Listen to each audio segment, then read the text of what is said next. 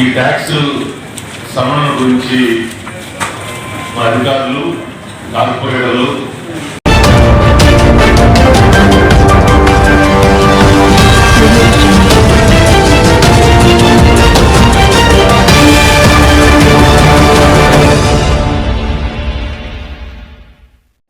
దయచేసి సమాచార్ టీవీకి సబ్స్క్రైబ్ చేసి పక్కనే ఉన్న బెల్ బటన్ నొక్కండి.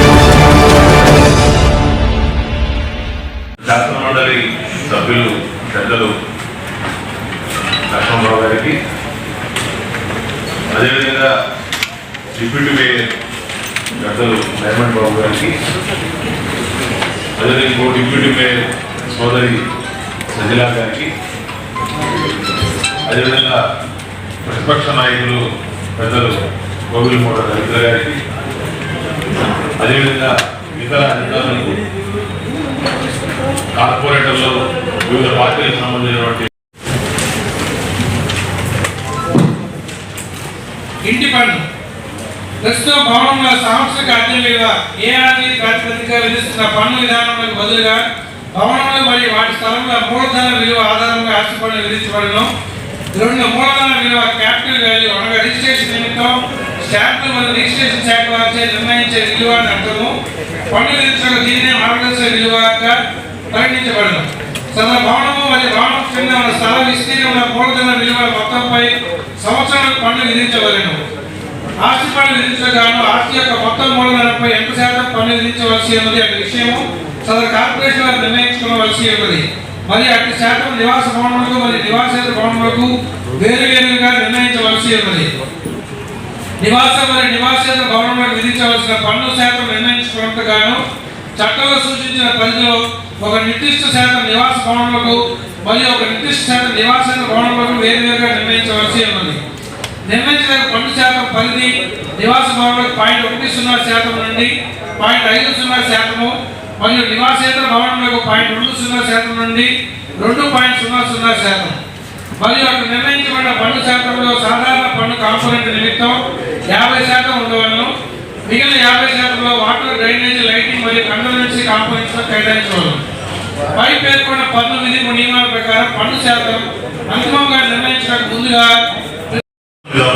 భవనాలకు సంబంధించి భవనం యొక్క వార్షిక అద్దె విలువ ఆధారంగా ఆస్తి పన్నును నిర్దేశిస్తున్నారు. ఖాళీ స్థలాలకు సంబంధించి ఖాళీ స్థలాలపై ఆస్తి పన్నును ఆయా ఖాళీ స్థలాల విలువ, స్టాంపులు మరియు రిజిస్ట్రేషన్ డిపార్ట్మెంట్ భూముల రిజిస్ట్రేషన్ ప్రక్రియ కోసం నిర్దేశించిన మార్కెట్ విలువ ఆధారంగా నిర్ణయిస్తారు.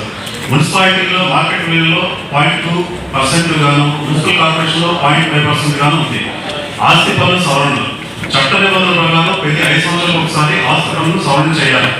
గతంలో జరిగిన సవరణలు నివాస సంబంధిత ఆస్తులకు సంబంధించిన పన్ను సవరణను 2000 సంవత్సరంలో చివరిసారిగా చేయడం జరిగింది. నివాసేతర ఆస్తులకు సంబంధించిన పన్ను సవరణను 2007 సంవత్సరంలో చివరిసారిగా చేయడం జరిగింది.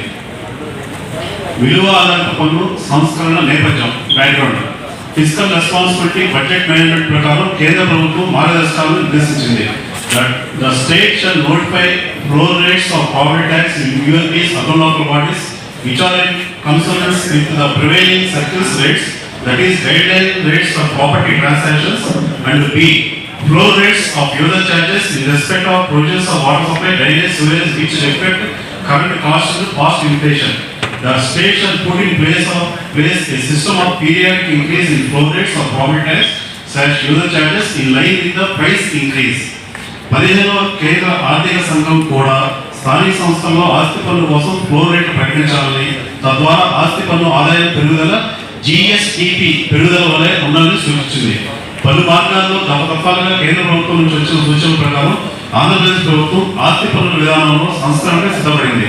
భారత ప్రభుత్వ సూచనలకు అనుగుణంగా ఆంధ్రప్రదేశ్ ప్రభుత్వం ఈ కింది సంస్కరణ తీసుకుని వచ్చింది. ఆస్తి పన్ను సంస్కరణలు 2021-22 ఆర్థిక సంవత్సరం నుంచి అనగా ఏప్రిల్ 1, 2021 నుంచి పట్టణ స్థానిక సంస్థల్లో వార్షిక అద్దె ఆధారిత ఆస్తి పన్ను విధానం స్థానే ఆస్తి విలువ ఆధారిత విధానాన్ని అమలుపరిచేందుకు వీలుగా పురపాలక చట్టాలను సవరిస్తూ ఆంధ్రప్రదేశ్ ప్రభుత్వం ordinance 16/2020 of AP gazette part 4B extraordinary dated 23/11/2020 జారీ చేసింది. పై చట్ట సవరణ అనుసరించి ఆస్తి పన్ను మదింపు విధింపులకు సంబంధించిన నియమ నిబంధనలు జీవో MS నంబర్ 198 డేటెడ్ 24/11/2020 విజయం సాధించింది. అభినందిస్తూ మనం తీర్మానం ఆమోదిస్తే బాగుంటుందని నేను ముందు ప్రతిపాదన చేస్తున్నాను. అట్లాగే ఈరోజు డిప్యూటీ మేయర్స్ ఇద్దరు, మొన్న షేక్ సజీలా డిప్యూటీ మేయర్గా ఎన్నికయ్యారు. ఆ రోజు నేను రాలేదు. వారికి కూడా సభాముఖంగా అభినందనలు తెలియజేస్తున్నా. అలాగే వాళ్ళ డైమండ్ బాబు బర్త్డే, అంటే బ్రిడ్జి మీద వస్తుంటే అన్ని ఆయన పోస్టులే కనబడుతుంది. ఆయన కూడా హృదయపూర్వక జన్మదిన శుభాకాంక్షలు. సో ఈరోజు విషయానికి వస్తే అధ్యక్ష, 3 అంశాలు మీ దృష్టికి తీసుకొస్తాను. ఇది కేవలం ఒక జీవోకు సంబంధించిన అంశం కాదు. రాష్ట్ర ప్రభుత్వం నవంబర్ నెలలో ఒక ఆర్డినెన్స్ జారీ చేసింది. ఆర్డినెన్స్ అంటే మీకు తెలుసు, గవర్నర్ గారు జారీ చేస్తారు. దాని ఆధారంగా నవంబర్ నెలలోనే జీవో నెంబర్ 198 జారీ చేసింది. ఆ తర్వాత డిసెంబర్ నెలలో ఈ ఆర్డినెన్స్ బిల్లుగా ప్రవేశపెట్టి చట్టంగా మార్చారు. నేను కూడా ఆ రోజు శాసనమండలిలో మాట్లాడాను. బొత్స సత్యనారాయణ గారు కూడా దానికి సమాధానం చెప్పారు. 3 అంశాలు మీ దృష్టికి తెస్తారు. మొదటిది ఏంటంటే, చాలా ముఖ్యమైనది, ఇన్నాళ్ళు కూడా మనం అద్దె విలువ ఆధారంగా ఆస్తి పన్ను నిర్ణయిస్తాం. ఎందుకు మార్చాల్సి వచ్చింది? ఆ కారణంతో నేను పూర్తిగా విభేదిస్తాను. కారణం ఏంటంటే, మీరు చెప్పింది కానీ, యాక్ట్లో చెప్పింది కానీ, FRDM చట్టం మీరు ఇందులో కూడా ప్రస్తావన చేశారు. Fiscal responsibility and budget management, FRDM చట్టం. ఆ చట్టం ప్రకారం ఒక రాష్ట్ర ప్రభుత్వం ఇంతకు మించి రుణం తీసుకోవడానికి వీలు 3%. FRDM చట్టాన్ని మించి రుణం తీసుకునే అవకాశం మేము కల్పిస్తాం. ఒక 2,500 కోట్లు మీరు రుణం తీసుకోవచ్చు. అయితే పట్టణ స్థానిక సంస్థల్లో మీరు సంస్కరణ తేవాలని కేంద్ర ప్రభుత్వం ఆదేశించింది. కేంద్ర ప్రభుత్వం ఆదేశాలకు అనుగుణంగా ఈరోజు మనకి చట్టాన్ని చేసి ఈరోజు ఆస్తి పన్నును పెంచుతుంది. కేవలం 2,500 కోట్ల రుణం కోసం ఈ రకమైనటువంటి చట్టం చేసి ఈరోజు ఈ పెంచడం కరెక్ట్ అని నేను ప్రశ్నిస్తాను. హౌస్లో కూడా నేను ఇదే ప్రశ్నించాను. అంటే కేంద్ర ప్రభుత్వం ఎక్కడ గుంటూరు నగరంలో పన్ను పెంచడానికి ఆదేశం ఇవ్వదు కేంద్ర ప్రభుత్వాన్ని, FRDM చట్టాన్ని అధిగమించి రుణం ఇవ్వడానికి. ఇది సరైనది కాదు. ఇది మొదటి అంశం, మీ దృష్టికి అంశం. రెండో అంశం ఏంటంటే, మన కిందాళ్ళు అద్దె విలువ ఆధారంగా ఆస్తి పన్ను చేశారు. ఇది 1955 హైదరాబాద్ మున్సిపల్ కార్పొరేషన్ చట్టం ఆధారంగా ఇస్తారు. ఎందుకంటే ఇందాక మనవాళ్ళు చూపించిన స్లైడ్లో చాలా చోట్ల 2002 తర్వాత పెంచలేదు, 2002 తర్వాత 2007లో పెంచాలి, 12లో పెంచాలి, 19లో అయ్యేం పెంచలేదని చెప్తున్నారు. సమస్య అది కాదు.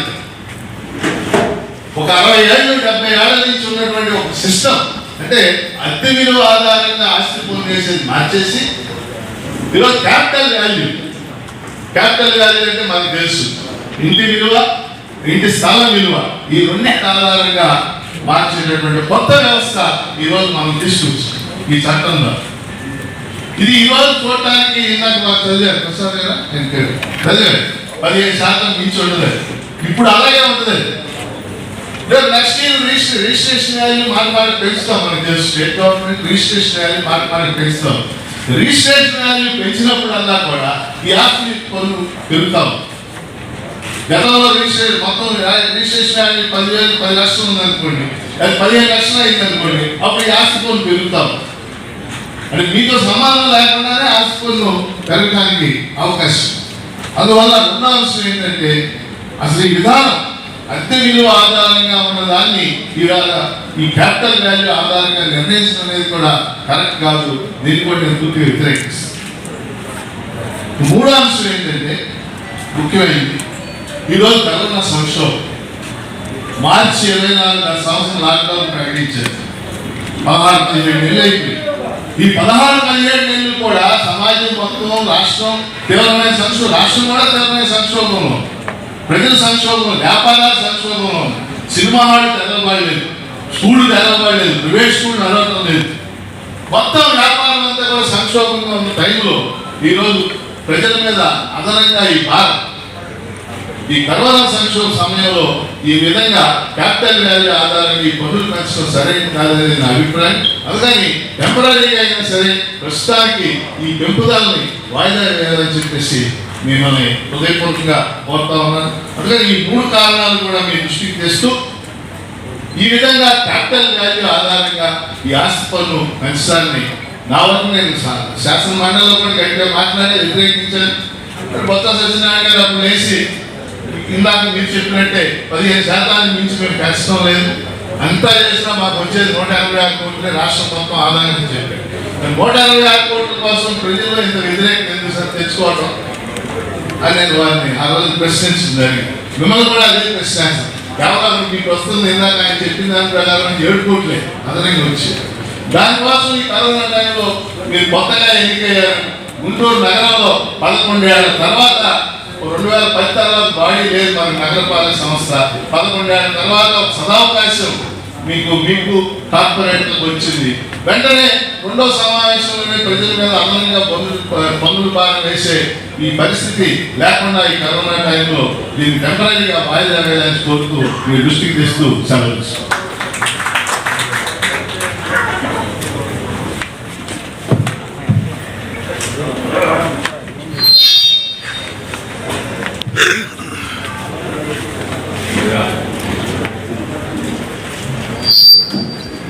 నమస్కారం. అలాగే గౌరవ అధ్యక్షులు గారు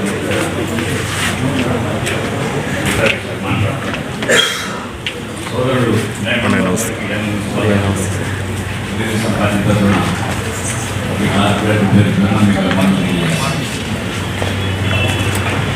లక్ష్మణ్ గారు చాలా వివరంగా చెప్పారు. 3 పాయింట్లు ఒక బుల్లెట్ పాయింట్ లాగా ప్రజలకు ఏమైతే మేలు జరుగుతుందో మనం చూసాం. ఇందాక 2002లో ఆస్తి విలువ పెంచారు. 2002లో ఆస్తి విలువ పెంచినప్పుడు ట్యాక్స్ పేయర్స్ అసోసియేషన్ని అలాగే ఛాంబర్ ఆఫ్ కామర్స్ ప్రజలందరినీ మీటింగ్ చేసినప్పుడు గౌరవ కమిషనర్ గారు ప్రవీణ్ ప్రకాష్ గారు అందరూ ఆందోళనతో ఒక సింగిల్ కంప్లైంట్ లేకుండా ఆ రోజు మీరు ట్యాక్స్ పెంచడం జరిగింది. దాన్ని అందరూ కూడా ప్రజలందరూ రక్షించారు, ఆమోదం చెప్పారు.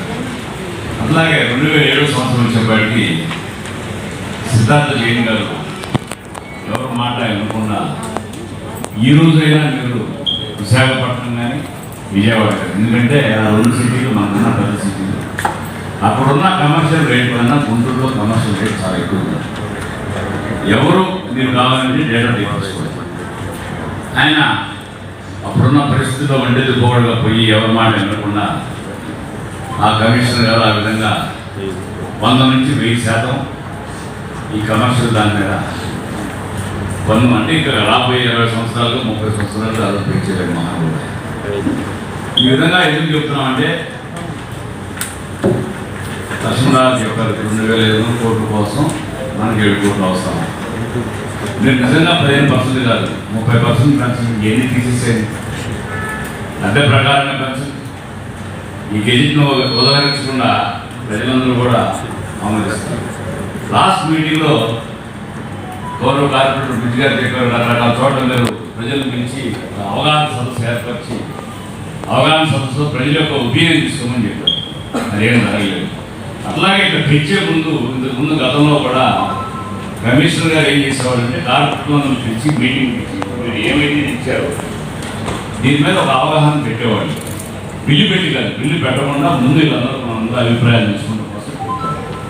ఇది కూడా ఇవాళ పెట్టి ఈ నిర్ణయాన్ని మీరు ఇవాళ ఉన్న ఆమోదాన్ని వాయిదా వేయాలని ప్రజలు ఏం కోరుకుంటున్నారు, ప్రజలు మీకు చక్కటి అవకాశం ఇచ్చారు, ప్రజలు సేవ చేయండి.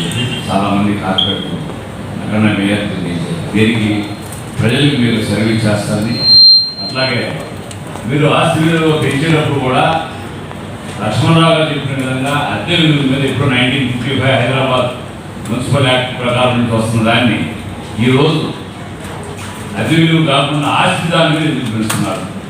కేవలం మీరేదో ఢిల్లీ పెద్దల్ని మెడవంచడం మీద వాళ్ళు మెడవంచి 2500 కోట్ల 2500 కోట్ల కోసం ఈ యొక్క యాక్ట్ తీసుకొచ్చారు ఈ మున్సిపాలిటీ.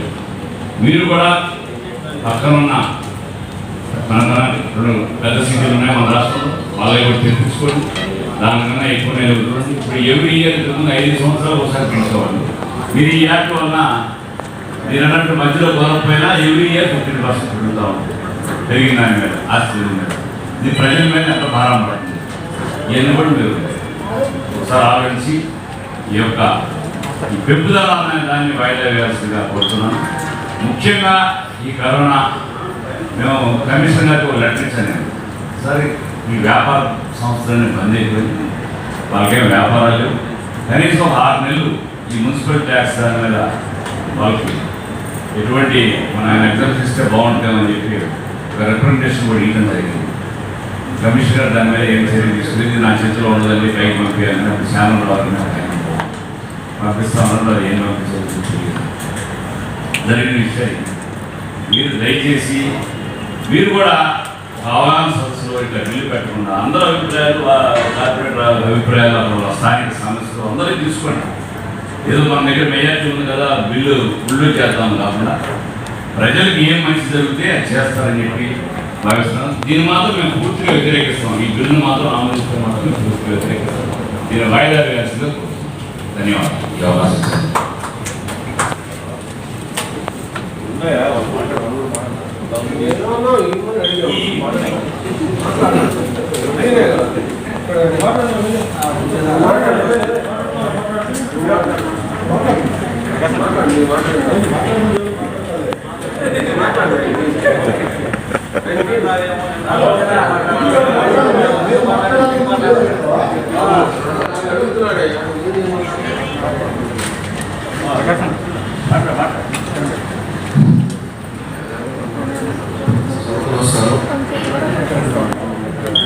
ఏదైతే ఈరోజు మీరు తీసుకున్న నిర్ణయం గుంటూరు నగర ప్రజలకి గొడవలు పెట్టినది. ఎందుకంటే నగరపాలక సంస్థలో ఉన్నటువంటి వివిధ విభాగాలు మనం ఏ విధంగా ఆదాయం పెంచుకోవచ్చు, మన అధికారుల నిర్లక్ష్యం, మన అవసరం వల్ల గతంలో ఏ విధంగా నష్టం జరుగుతుంది నగరపాలక సంస్థ వచ్చిన ఆదాయంలో, వీటన్నిటి మీద మీరు చర్యలు తీసుకుని ఆదాయాన్ని పెంపొందించుకోమని చెప్పి మేము గతంలో కూడా సూచనలు చేశాం. మరి అటువంటివి కూడా ఈ రోజుకి ఏ విధంగా మీరు ప్రజల్లోకి తీసుకున్నట్టు మాకైతే కనిపించట్లేదు. ఎందుకంటే మీరు ఇప్పుడు చెప్పిన విధంగా 7 కోట్లు 10 కోట్ల ఇన్కమ్ అనేది సంవత్సరానికి వచ్చేది, పన్నులు పెంచితే ప్రజల మీద భారం వచ్చేటువంటి ఇన్కము మనం చాలా జాగ్రత్తగా నిష్పక్షపాతంగా కనుక ఉద్యోగస్తులు పట్ల మర్యాదపూర్వకంగా వారు కూడా కార్పొరేషన్కి మనం జీతం తీసుకుంటున్నాం, కార్పొరేషన్ ఏ విధంగా పన్నులు పెంచాలి, ప్రజలకు ఇబ్బంది లేకుండా అని ఆలోచించినట్లయితే వచ్చే విధానాలు చాలా ఉన్నాయి. అవి కూడా నేను తర్వాత మీ దృష్టికి తీసుకొస్తాను, గతంలో కూడా తీసుకొచ్చాను. ఎందుకు చెప్తున్నానంటే ఇప్పుడు మీరు చెప్పే విధానంలో ఏదో కొన్ని ఏరియాల్లో పెరుగుతుంది, 15% పెరుగుతుంది, 50 రూపాయలు పెరుగుతుంది అని చెప్తున్నారు. నాకు ఒక 2-3 డౌట్స్ ఉన్నాయి అధ్యక్ష. గుంటూరు నగరంలో నాకు తెలిసి దాదాపు 185 స్లమ్స్ ఉన్నాయి. వీళ్ళలో 128 నోటిఫైడ్, 57 అన్నోటిఫైడ్ స్లమ్స్. వీళ్ళకి ఈ రోజుకి టైటిల్ అనేది వాళ్ళకి లేదు, వాళ్ళకి హక్కు లేదు. గతంలో కలెక్టర్గా ఉన్న ప్రవీణ్ ప్రకాష్ గారు కానీ కాంతిలాల్ రంజన్ గారు కానీ వీరేం చేశారంటే ఫర్ ఎగ్జాంపుల్ సూపర్ స్ట్రక్చర్ పన్ను అనేది ఒకటి విధించారు. ఎందుకంటే వాళ్ళు ఎప్పటి నుంచో నగరపాలక సంస్థలో ఉంటున్నారు, వాళ్ళకు వసతులు కల్పించాలన్న ఉద్దేశంతో వాళ్ళకి టైటిల్ అనేది రైట్ లేకుండా వాళ్ళకి ట్యాక్స్లు వేశారు.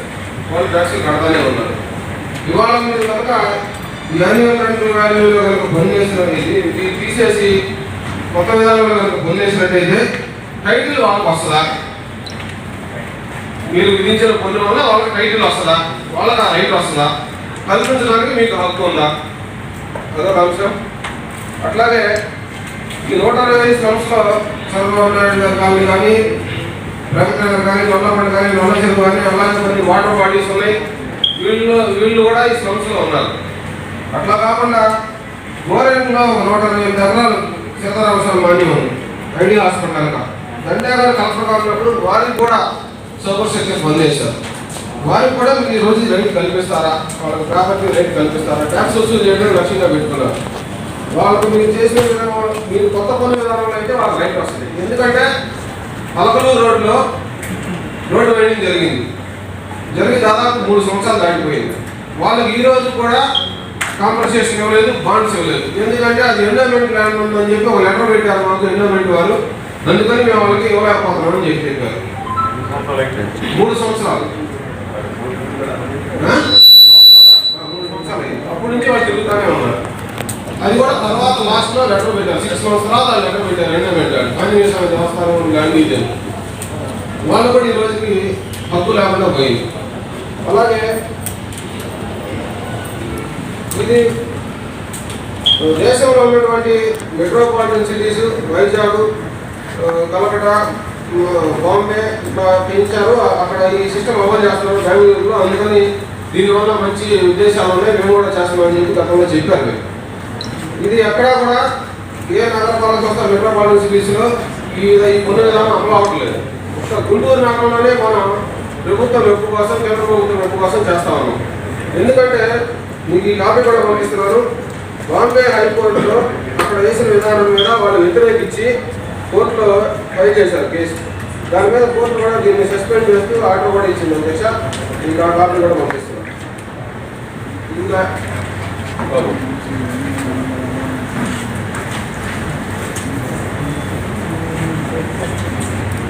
ఒక్క బెంగళూరు నగరంలోనే ఇది జరుగుతూ ఉంది.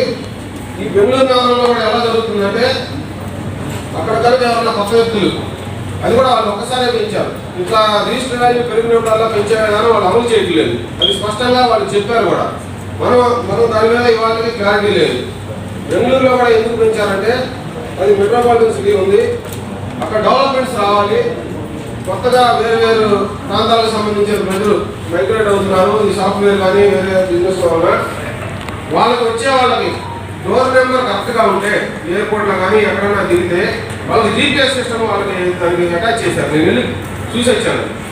దాంట్లో ఏమవుతుందంటే వాళ్ళు ఎక్కడైతే డోర్ నెంబర్ స్పెసిఫిక్గా ఈ డోర్ నెంబర్కి మనం వెళ్ళాలని చెప్పి వాళ్ళు క్యాబ్ కానీ వాళ్ళు బుక్ చేసి వాళ్ళు కనుక అక్కడ అది చేస్తే యాక్యురేట్గా పాయింట్కి వెళ్తుంది.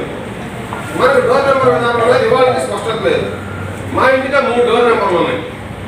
అది రౌండ్తో ఒక డోర్ నెంబర్ వేశారు, స్క్వేర్తో ఒక డోర్ నెంబర్ వేశారు, గతంలో పేరుతో ఒక డోర్ నెంబర్ వేశారు. ఎందుకంటే 2004లో గుజ్జనవాడ నుంచి 2004-5 కాలంలో గుజ్జనవాడగా ఫస్ట్ డివిజన్గా స్టార్ట్ అయ్యేది. తర్వాత 2009 తర్వాత ఏం చేశారు, మంగళదాస్ నగర్ గుంటూరుకి ఈస్ట్గా ఉంది, ఇది ఫస్ట్ డివిజన్ అని చెప్పి మార్చారు. ఇవాళ డోర్ నెంబర్ ప్రకారం ఇవాళకి క్లారిటీ లేదు. మీరు పన్నులు పెంచేటప్పుడు అసెస్మెంట్లు అంటారు. అసెస్మెంట్లు పెంచిన తర్వాత రిజిస్టర్ వాల్యూస్ పెరిగినప్పుడు రిజిస్టర్ వాల్యూ ఏం చేస్తున్నారు, వాళ్ళ దగ్గర ఉన్న డోర్ నెంబర్ వేరే ఉంది, మన దగ్గర ఉన్న డోర్ నెంబర్ వేరే ఉంది. వాళ్ళు పెరిగిన తర్వాత ఏం చేస్తారు, కొన్నిటికి దగ్గర డోర్ నెంబర్ లైన్ అంటారు. ఇప్పుడు ఇదే ఈ స్లమ్స్ ఉన్నాయి. ఈ స్లమ్స్కి ఏం చేస్తారు, వాళ్ళ మార్కెట్ వాల్యూ ప్రకారం దగ్గర డోర్ నెంబర్లు వేస్తారు.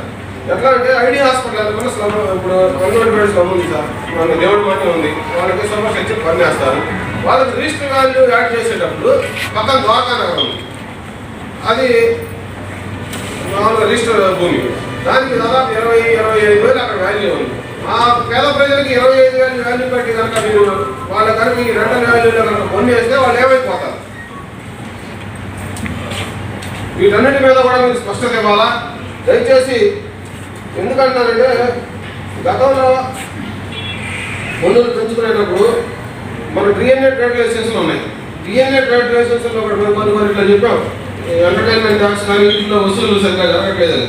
అలాగే డిఎన్ఏ ట్రేడ్ లైసెన్స్లు కూడా ఉన్నాయి. మనకు పన్నులు ఇన్కమ్ వచ్చేదాన్ని దాదాపు 40% మించి ఏ సంవత్సరం కూడా మనం డిఎన్ఏ ట్రేడ్ లైసెన్స్లో వసూలు చేయలేకపోతున్నాం. మనకు సచివాలయ వ్యవస్థ, సిబ్బంది, శానిటరీ ఇన్స్పెక్టర్లు, సూపర్వైజర్లు ఇంతమంది ఉన్నారు. కొన్ని కూడా ఎందుకు చేయలేకపోతున్నాం.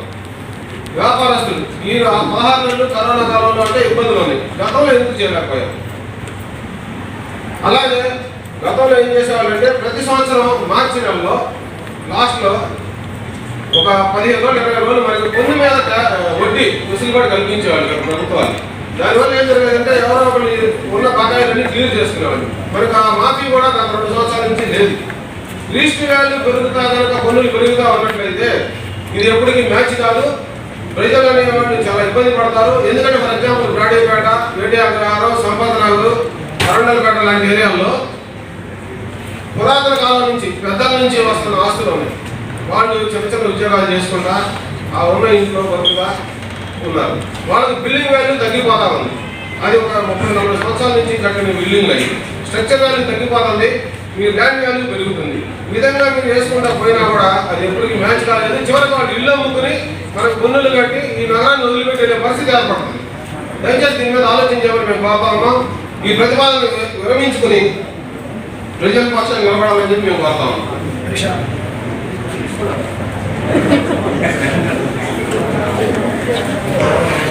అధ్యక్ష, ఇది పేదల ప్రభుత్వం, వైఎస్ఆర్ ప్రభుత్వం, జగనన్న. ఇప్పుడు మన పెద్దలు చెప్పారు, ఇప్పుడు మనం ఏం పని చేసినా మంచి పని చేసినా వాళ్ళకి ఇష్టం ఉండదు. అది మనందరం తెలిసిన విషయమే. అయితే ఈ రోజున కేంద్ర ప్రభుత్వం మేడలో ఉంచి 2,500 కోట్ల రూపాయలు తెచ్చారని పెద్దలు చెప్తున్నారు. కేంద్ర ప్రభుత్వం 500 కోట్ల రూపాయలు గుంటూరు అభివృద్ధి చేయమనిస్తే ఆ డబ్బులు ఏం చేశారు చెప్పండి అధ్యక్ష. గుంటూరు మొత్తం నగరం అస్తవ్యస్తం అయిపోయింది, గుంటూరు చేశారు. ఇప్పుడు వీళ్ళు మాట్లాడే విధానంలో ఇప్పుడు పెంచడం అనేది కూడా మనస్ఫూర్తిగా మా అందరూ కూడా విషయం. కానీ ఇప్పుడు 15 సంవత్సరాల నుంచి పెంచలేదని సంగతి వాళ్ళకి తెలుసు. ఇప్పుడు వడ్డీ రుణమాఫీ 2 సంవత్సరాల నుంచి లేదన్నారు. గత 7-10 సంవత్సరాల నుంచి వడ్డీ మాఫీ అనేది లేదు. ఇప్పుడు 2 సంవత్సరాల నుంచి ఉందని చెప్పి సభ్యులు చెబుతున్నారు. కానీ 10 సంవత్సరాల నుంచి పెరిగితే లెక్క ప్రకారం 5,000 రూపాయలు అవ్వాలి. అట్లా కొత్త విధానం లేదు. ఇప్పుడు నగర అభివృద్ధి కోసం సంక్షేమ పథకాలు ఇస్తాము, ప్రతి పేదవారికి ఇస్తాము.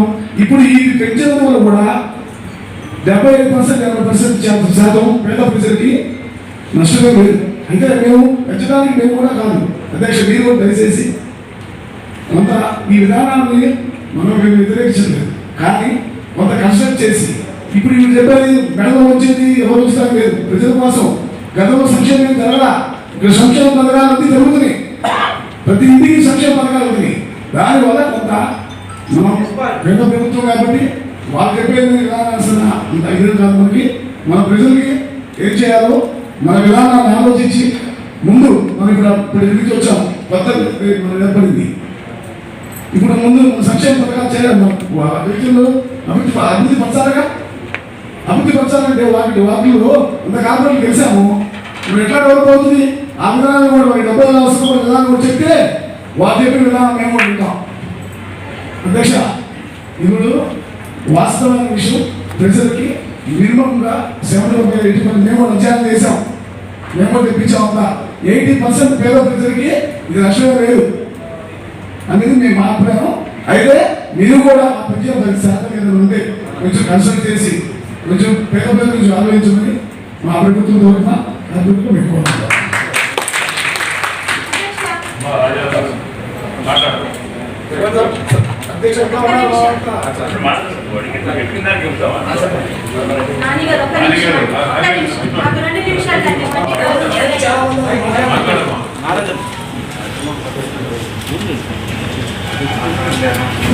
గౌరవనీయులైన మేయర్ గారికి, మరి ఎమ్మెల్సీ గారికి, కమిషనర్ గారికి, డిప్యూటీ మేయర్స్కి, నా తోటి కార్పొరేటర్స్కి, అధికారులందరికీ నమస్కారములు.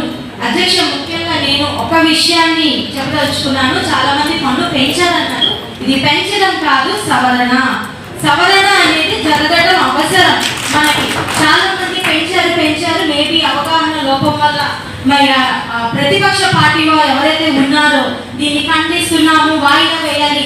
నేను అనుకోవటం అసలు ప్రతిపక్ష పార్టీలో అడగటానికి కూడా 1/4% ఉన్నారు ఇక్కడ, అంతే. అయినా కానీ వారికి సరైన అవగాహన లేదనుకుంటున్నాను అధ్యక్ష. ఎందుకంటే ముఖ్యమంత్రి వర్యులు మరి ఇంతకుముందు అన్న చెప్పినట్టు పేదల పాలిట పెన్నిది. ఆయన సంక్షేమ పథకాల నవరత్నాలన్నీ అందించిన రారాజు మా గౌరవనీయులు ముఖ్యమంత్రి వర్యులు శ్రీ వైఎస్ జగన్మోహన్ రెడ్డి గారు. మేము మనసారా పిలుచుకునే మా జగనన్న. మరి జగనన్న మరి కోవిడ్ టైంలో మరి ఎమ్మెల్సీ లక్ష్మణరావు గారు అన్నారు, కోవిడ్ టైంలో మరి మీరు దృష్టి ఉంచాలని అడిగారు. దానికి నేను ఒక చిన్నది నేను చెప్పదలుచుకున్నాను.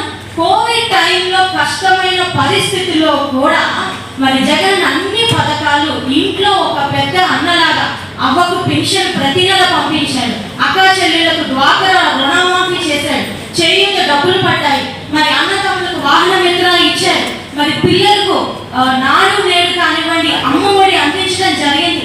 పిల్లలు స్కూల్కి రాని పరిస్థితుల్లో కూడా వారి ఇంటికి వారి ఆహారాన్ని పంపించడం జరిగింది. అంత క్లిష్ట పరిస్థితుల్లో కూడా పేదల గురించి ఆలోచించి సంక్షేమ పథకాలను అందించడం మా జగనన్న. మరి పన్నుల భారం అంటున్నారు, ఆ మాట చాలా తప్పు. అది భారం కాదు, దాన్ని కూడా మరి ఒక జీవోని ప్రవేశపెట్టడం జరిగింది. మరి జీవో నంబర్ GS 198 మరి ఇంతకు ముందు అధికారులు చెప్పినట్టుగా మరి దాని ప్రకారం 15% మించకూడదు అని ఒక రాయితీ ఇవ్వడం కూడా జరిగింది అధ్యక్ష. అంటే మరి క్యాలిక్యులేట్ చేసి చెప్తే 1000 రూపాయలు కట్టుకోగలిగిన వాళ్ళు కేవలం 1150, అంటే 150 రూపాయలు మాత్రమే వారికి పడతాయి. వీరు చాలా ఏదో కోట్లు కోట్లు అని అంటున్నారు. నేను ఇంకొక వివరణ కూడా ఇవ్వదలుచుకున్నాను. మరి ఈ ARV మెథడ్ నుంచి CV మెథడ్లోకి మార్చడం ఎందుకు అంటున్నారు. మరి మార్చే విధానంలో పెద్ద లాభం లేదు, మీకు మహా అయితే ఒక 80 కోట్ల లాభమే వస్తుంది కదా, అలాంటప్పుడు ఎందుకు అంటున్నారు. మరి అంత భారం పడనప్పుడు మీరు ఎందుకు అడ్డు చెప్తున్నారు? మరి లాభం లేదని మీరే అంటున్నారు. మరి ఎందుకు మార్చడం జరిగింది? ఈ యాన్యువల్ విధానం, రెంటల్ విధానం అనేది ప్రభుత్వం, ఈ అద్దె విలువ అనేది ప్రభుత్వం నిర్ణయించలేదు, దానికి ఒక కొలమానం లేదు. ఇంత అధ్యాయాన్ని మరి ఇంటి ఆస్తి పన్ను కట్టుకునే వాడికి ఏ విధంగా తెలుస్తుంది ఏ ప్రకారం ట్యాక్స్ వేస్తున్నారు, మరి నా ఏ అద్దె ప్రకారం ట్యాక్స్ వేస్తున్నారు అని కట్టుకున్న వాడికి ఎలా తెలుస్తుంది? అదే కనుక క్యాపిటల్ వాల్యూ పద్ధతిలో కనుక మనం ఇస్తే వాడి ఆస్తి ఎంత, వాడి ఆస్తి విలువ ఎంత, వాడి ఇంట్లో ఉన్న 10th క్లాస్ పిల్లవాడు కూడా క్యాలిక్యులేట్ చేసుకొని నానా మన ఆస్తి ఇంత, దీని ప్రకారము మనకి ఇంత పన్ను, మనం ఇంత పన్ను కడితే చాలు అని చెప్పగలిగినట్టు క్లియర్ ట్రాన్స్పరెన్సీ ఉండటం కోసం, కేవలం ఒక క్రిస్టల్ క్లియర్ గా చూపించడం కోసం ఈ పన్ను విధానం అనేది పద్ధతిలో జరగాలని చెప్పడం కోసం ఒక సవరణ చేయడం జరుగుతుంది. ఈ రెంటల్ పద్ధతి నుంచి క్యాపిటల్ పద్ధతికి ఒక సవరణ చేస్తున్నారు అంతే. ఇక్కడ పన్నులు పెంచట్లేదు. మరి ప్రతి ఒక సంక్షేమ కార్యక్రమం ముందుకు తీసుకొచ్చినప్పుడు అడ్డగించి అలవాటుగా అదే పనిగా మరి టీడీపీ నాయకులు పెట్టుకున్నారేమో నాకు తెలియదు, కానీ ప్రతి దానికి మరి ప్రజలకి అవగాహన కల్పించాల్సింది పోయి తప్పుడుగా అంటే భారం పెంచారు, కట్టుకోలేరు అనే మాట తప్ప అసలు ఏంటిది అనే అవగాహన వాళ్ళు కలిగించుకోవట్లేదు, మరి వాళ్ళ పరిధిలో ఉన్న ప్రజలు కూడా చెప్పట్లేదు అధ్యక్ష. మరి అదే విధంగా మరి ఇంకొక రాయితీ కూడా మా ప్రజలకు ఇవ్వడం జరిగింది. మరి నేను నా వార్డు తరఫున, ముఖ్యంగా 34వ వార్డు తరఫున, నా వార్డులో దేవపురం, కోవాలపేట 7, 8 ఎత్తుగడ్డ ఆ ఏరియాలో ఉన్న మరి భవనాన్ని నేను స్వయంగా మరి విజిట్ చేయడం జరిగింది. మరి ఇంతకుముందు చెప్పినట్టు 375 అడుగుల లోపు అంటే 41 గజాల లోపు ఉన్న వాళ్ళకి సంవత్సరానికి 50 రూపాయలు కట్టుకుంటే చాలు అని మాకు కన్సెషన్ ఇచ్చారు. మరి మా వార్డు సభ్యులందరూ ఎందుకంటే ARV పద్ధతి ప్రకారం, రెంటల్ పద్ధతి ప్రకారం ఇప్పటి వరకు వాళ్ళు సంవత్సరానికి 600 రూపాయలు చిల్లర కట్టుకుంటూ వచ్చారు.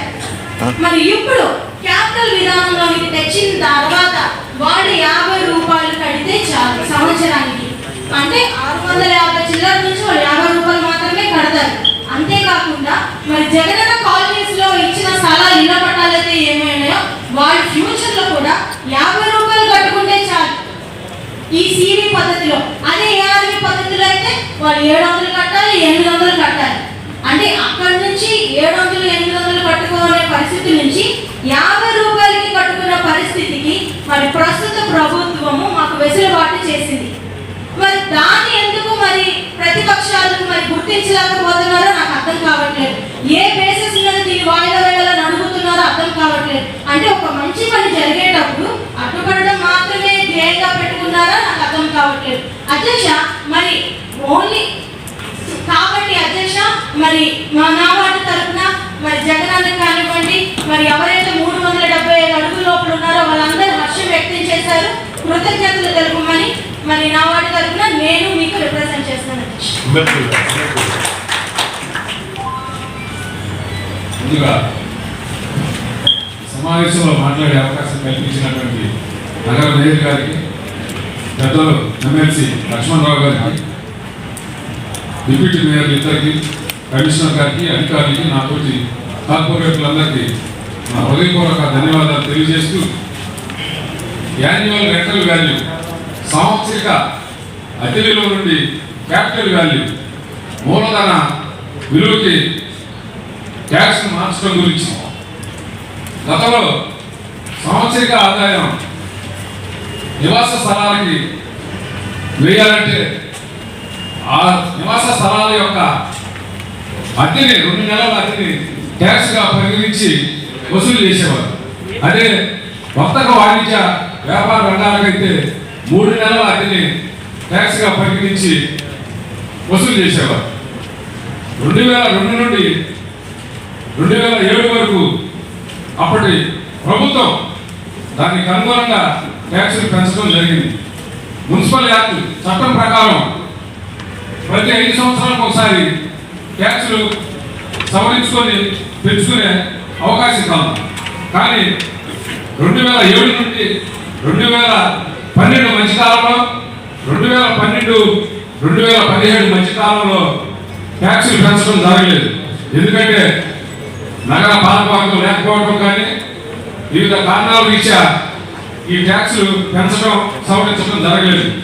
దాని మూలంగా గుంటూరు కార్పొరేషన్లో అనేక అభివృద్ధి కార్యక్రమాలు కుంటుపడిన మాట వాస్తవం. దానివల్ల గుంటూరు నగరం దాదాపుగా అభివృద్ధికి నోచుకోలేదు. అంతేకాదు,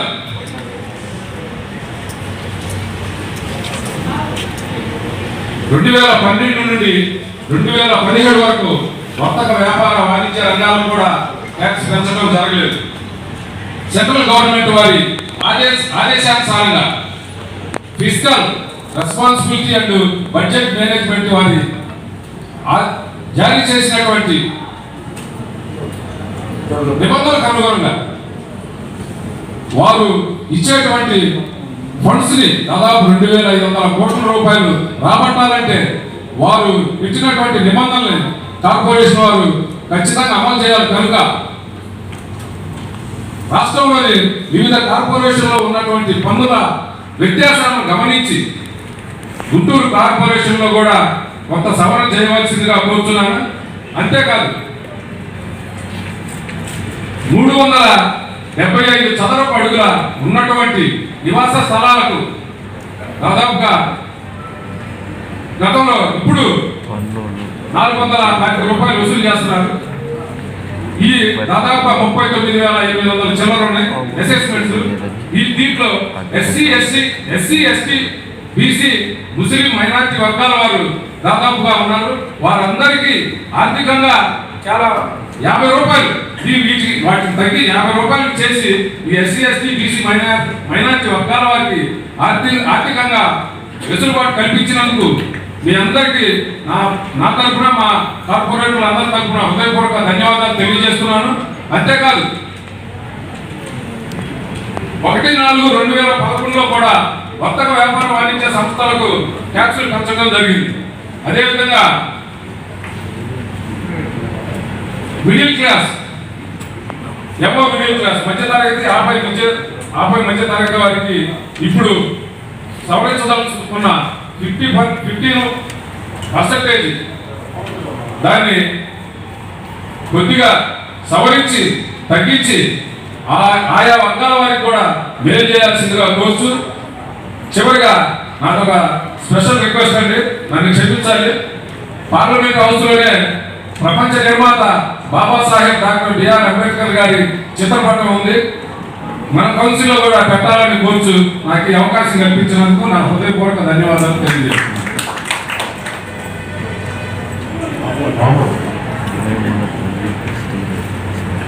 అందరికీ నమస్కారాలు తెలియజేస్తున్నాను. ముఖ్యంగా మా మేయర్ గారికి, ఎమ్మెల్సీ లక్ష్మణరావు గారికి, కమిషనర్ అనురాధ్ గారికి, నాతో కార్పొరేటర్లకి, అధికారులకి ధన్యవాదాలు చెప్పుకుంటూ, ఇది మనం అంకెల గారిగా కాకుండా మొదలుగా మాట్లాడుతున్నాం సార్. ఎందుకంటే వీళ్ళు అంకెలు చూపించేసి గుంటలు తవ్వేశారు మన గుంటూరు. అలాంటి ఇది కాకుండా ఈ ప్రవేశపెడుతున్న పన్ను విధింపు కార్యక్రమంలో ఎంత సూటిగా చెప్పారంటే డైరెక్ట్ అనమాట. మా జగన్ ప్రభుత్వం ఏం చేసినా, మా ప్రభుత్వం ఏం చేసినా సూటిగా అంటే పన్నులు పెంచే కార్యక్రమం అని చెప్తూనే. కానీ ఇందులో మనం ముఖ్యంగా చూసుకోవాల్సింది ఏంటంటే మా గుప్పి పట్టణానికి సంబంధించి 39 లక్షల అసెస్మెంట్ నంబర్లకి 450 రూపాయలు ఉన్న పన్నును మేమంతా కార్పొరేట్ అందరి సమక్షంలో మేమంతా ఆమోదిస్తే వాళ్ళకి 50 రూపాయలు అయింది. అంతేనా సార్? 50 రూపాయలు అయింది. అలాంటిది మనం హర్షించాలి. ఇక్కడ మనం ఎలాంటి పరిస్థితులు వాళ్ళు అంటే 41 గజంలో 360 స్క్వేర్ ఫీట్ గజంలో ఇల్లు కట్టుకొని నివాసం ఉంటున్న వాళ్ళు లోయెస్ట్ ఫ్యామిలీస్ అయి ఉంటారు. వాళ్ళకి ఈ స్కీమ్ ద్వారా మంచి లాభం చేకూరుతుంది. సంవత్సరానికి 50 రూపాయలే అని చెప్పేసి వాళ్ళ గురించి మేము ఆనందపడాలి.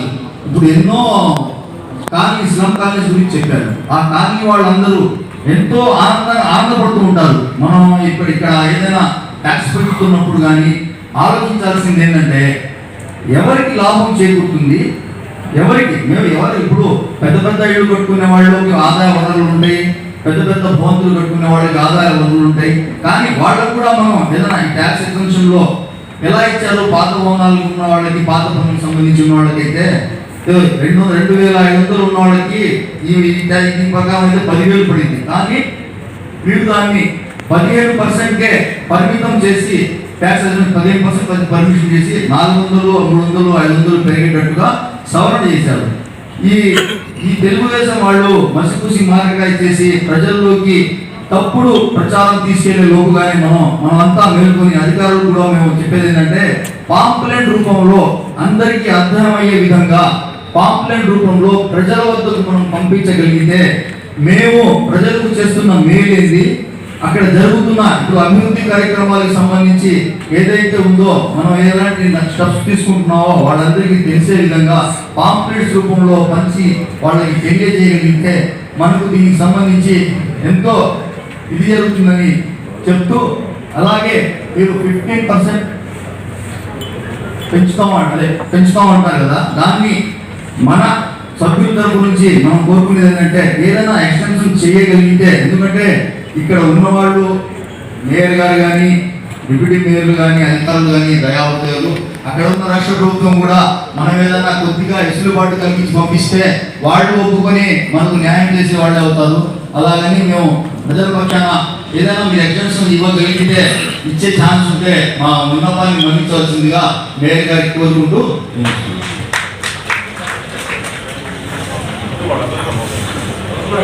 మాట్లాడావు కదా, మాట్లాడతారా?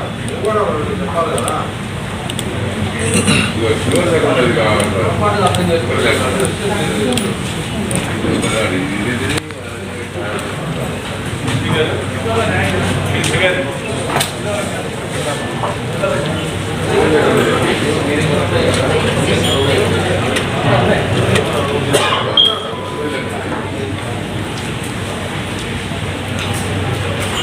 చిన్న క్లారిఫికేషన్ ఇవ్వాల్సింది మాట్లాడాలన్నా అయినా మాట్లాడు.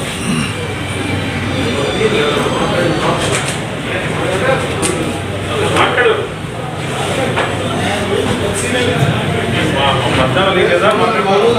ఎలా అర్థం చేసుకున్నారు? నేను అనేది సంశ్లేషంలో సూపర్ స్ట్రక్చర్ ఊళ్ళు ఏదైతే వేస్తున్నారో వాళ్ళకి ఏ విధంగా పనిచేస్తారు, రిజిస్టర్ గారికి ఏది తీసుకుంటారు, వాళ్ళకి టైటిల్ వాళ్ళు అవుతుందా? ఎందుకంటే వాళ్ళు అందంగా పనులు కడతారు. రిజిస్టర్ వాల్యూ ప్రకారం వేసినట్టు ముందు మీరు 450 రూపాయలు పన్ను కొడుతున్న వాళ్ళకి 50 రూపాయలు వచ్చింది. దానికి ధన్యవాదాలు తెలపండి. ప్రజలకి తక్కువ పన్ను నేను చెప్పేది అదేనండి.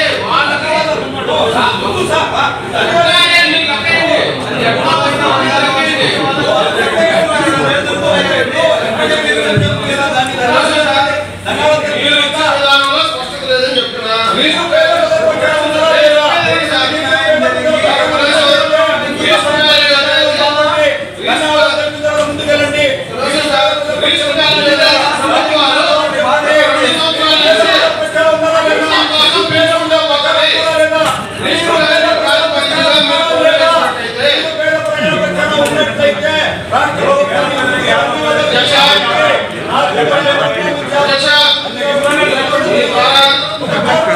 బాధ్యత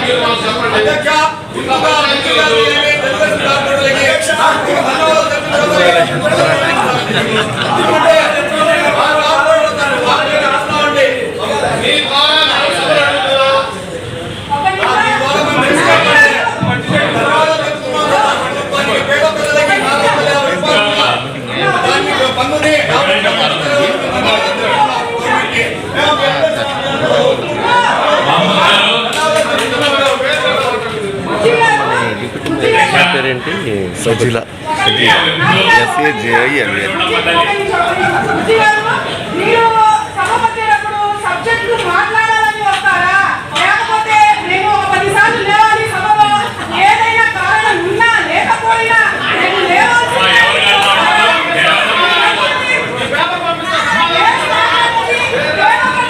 50 రూపాయలండి, అది మీరు ముందు గమనించండి.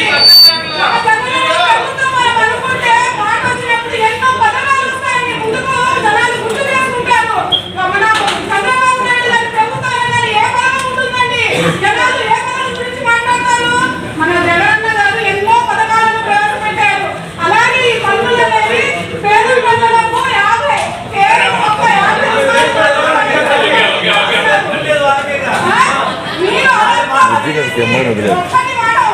50 రూపాయలు పని పెట్టేశారు ఫస్ట్ నుంచి. చూడండి ఎప్పటికీ లైవ్ ఈ 5 అండి, ఇదే పని.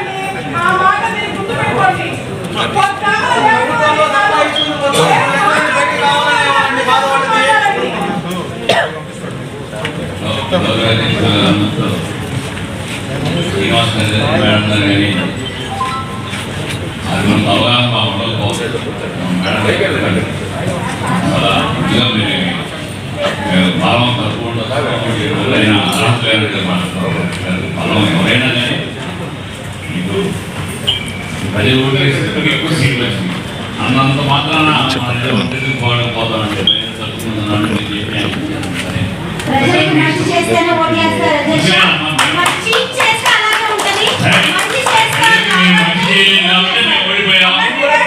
మీరు మంచి చేస్తారని కోరుకుంటున్నాం. అలాగే 500 రూపాయలు 50 రూపాయలు ధన్యవాదాలు తెలుపుతున్నాను.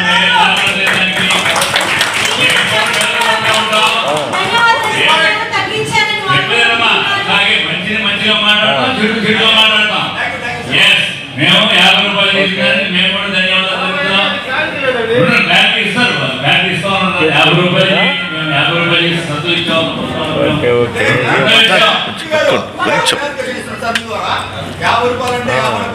తీసుకుంటారు.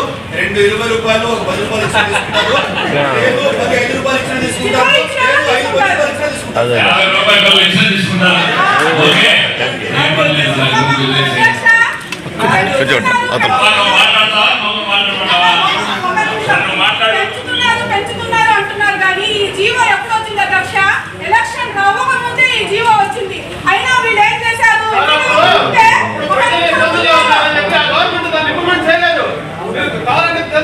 ఎన్నికలకు ముందే ఈ జీవో రావడం జరిగింది అధ్యక్ష.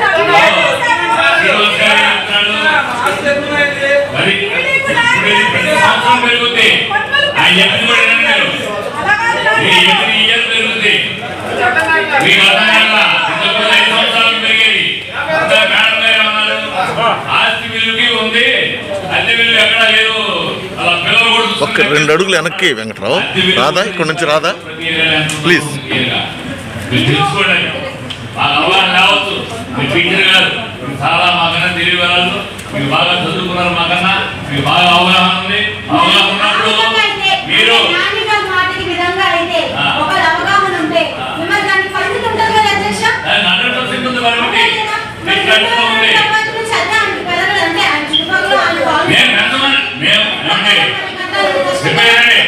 పేదవాళ్ళు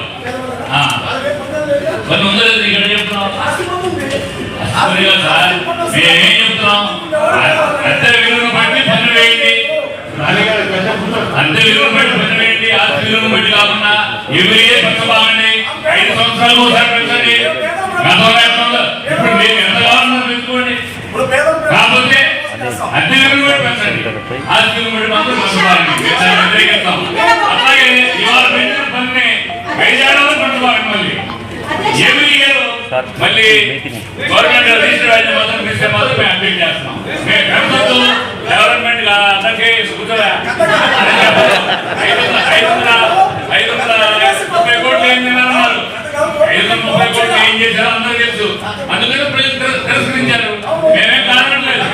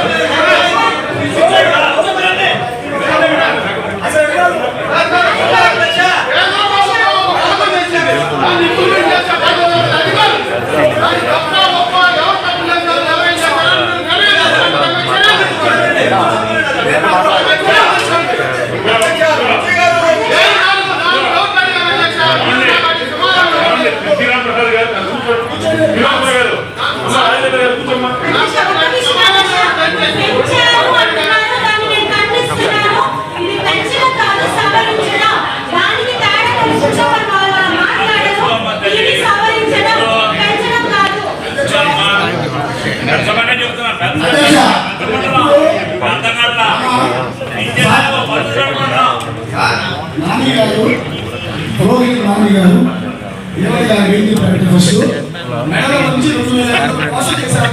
దానికోసం మేము 500 బదులుతున్నాం. ఆ డబ్బులు ఏమైంది అంతేగాని కౌన్సిల్ మాట్లాడారు రాణి గారి పెద్దది కానీ మా అంగీకరించవలసిన అవసరం ఉంది. చెప్పారు 550 కోట్లు తిన్నాము మేము.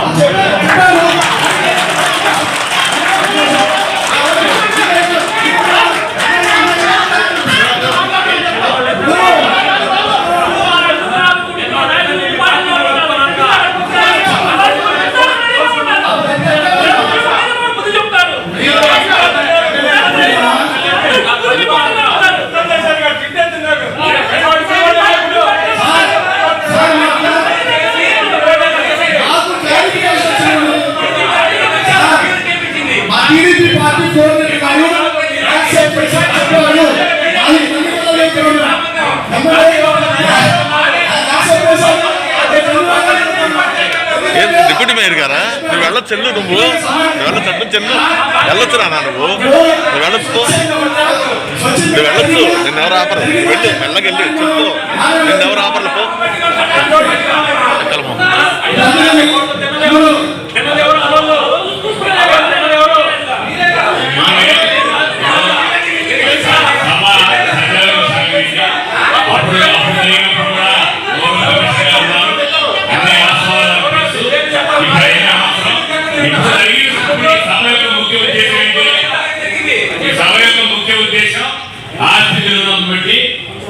చాలా లేదనే దాని మీద మా యొక్క అంశం మేము చెప్పాం.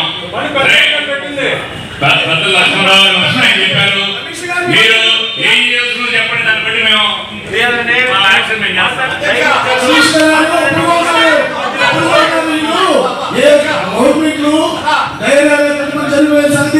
ఇవన్నీ కూడా మేము అందరం కానీ మీరు చేసిన దాన్ని యాక్సెప్ట్ చేశారు కాబట్టి మీకు కూడా ధన్యవాదాలు చెబుతున్నాను.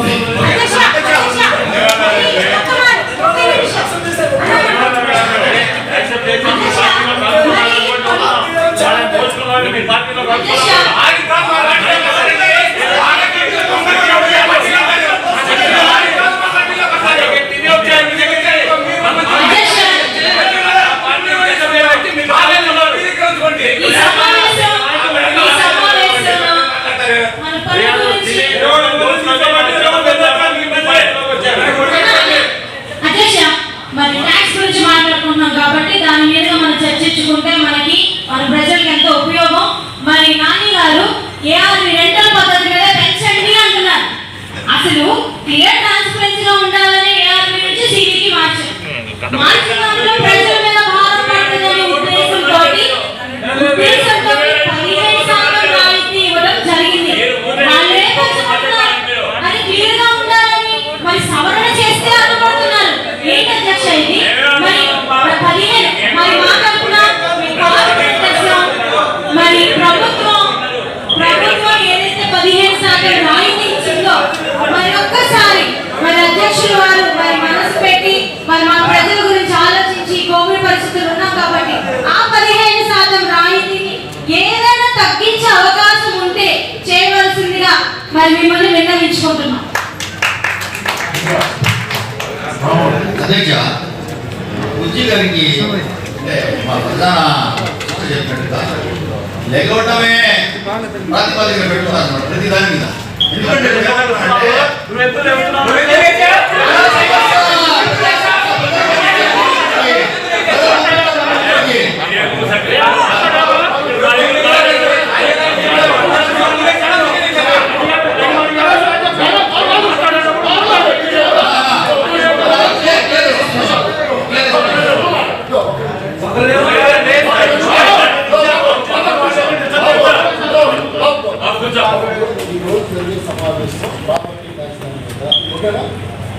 ప్రతిదానికి ధర్మాల మన వ్యక్తిగతమైన అంశాన్ని అసలు పక్కన పెట్టి మనం చెప్పవలసింది మనం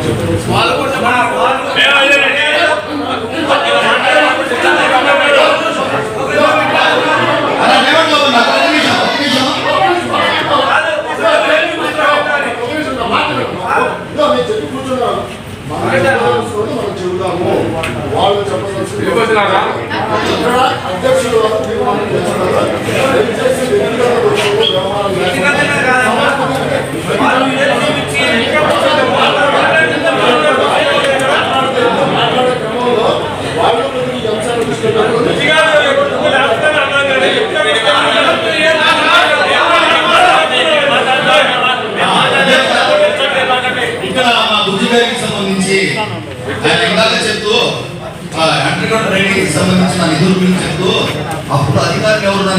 ప్రతిసారి అధికారం మీద అధికారం మీద అజమాయిషీ ఏమవుతుంది అది ఆలోచించుకోవాలి మీరు. అది ఆలోచించుకోకుండా ప్రతిసారి అధికారుల్ని టార్గెట్ చేస్తుంటే అధికారులు ఇప్పుడు ఫ్రీగా పనిచేస్తున్నారు. అధికారులు మొక్కలు చేస్తే అర్థమవుతుంది. వాళ్ళు వెళ్ళిపోతున్నారు మామూలుగా. వాళ్ళు మంచి ప్రభుత్వం వచ్చింది, మంచి నాయకులు వచ్చారు, మంచి వ్యవస్థ వచ్చిందని చెప్పేసి అప్పటికే అందరూ నేరంగా ఉంటారు. అప్పుడు నేనే ఉదాహరణ. అప్పుడు డైరియా వచ్చి ఎంతమంది చనిపోయారు, అధికారులు అప్పుడు ఏం చేయగలిగారు అంటే మేము పని చేయలేదు. ఇప్పుడు మేము పని చేయడానికి సంబంధించిన సమకూర్చుకోవడానికి ఏదో పన్ను రూపేణ కొద్దిగా భారం ప్రజల మీద పడినా ప్రజలకు మనం నచ్చజెప్పుకొని జగనన్న మీద ప్రజలకి పూర్తి అపారమైన నమ్మకం ఉంది. జగనన్న వాళ్ళకి మేలు చేస్తాడనే నమ్మకం ఉండబట్టే మాకు ఇక్కడ పంపించారు. మొన్న 7 ఎలక్షన్స్ కూడా దాన్ని మళ్ళీ నిరూపించి ప్రతిసారి మేము నిరూపించుకుంటూనే ఉన్నాం.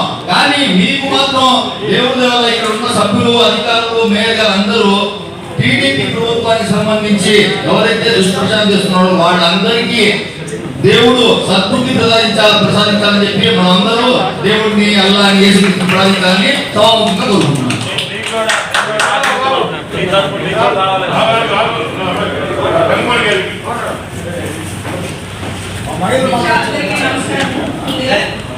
ఈ ప్రభుత్వం ప్రవేశపెట్టిన వ్యాఖ్యాన పద్ధతి ద్వారా పన్ను విధించడం జరిగింది.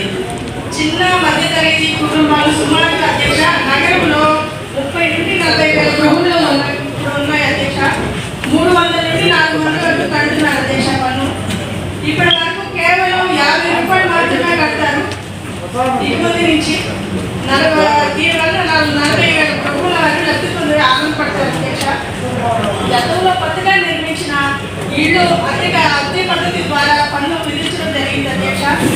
ఇప్పుడు రాష్ట్ర అభివృద్ధి కొరకు ఈ ప్రభుత్వం క్యాపిటల్ పద్ధతి ద్వారా ఎంత స్థలం ఉన్నా కానీ గృహ నిర్మాణాన్ని బట్టి ఆ స్థలం విలువను బట్టి ఆ పద్ధతి ద్వారా కడతారు అధ్యక్ష.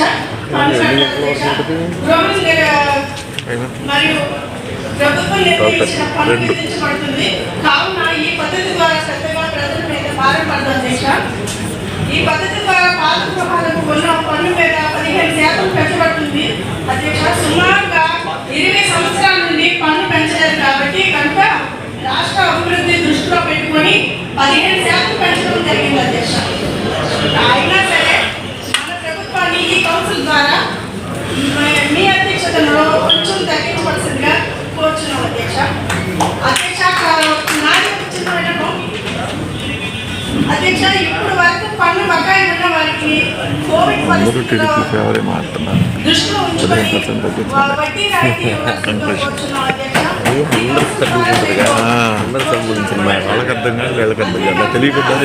ఇలా రాయితీ ఇవ్వడం వల్ల 1 నెల సమయం ఇచ్చినచో దాని ద్వారా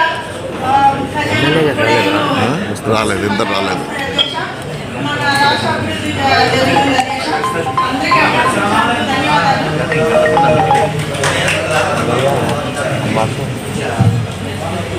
నా బుద్ధి గారికి ఇప్పుడు తీసుకెళ్ళి మైక్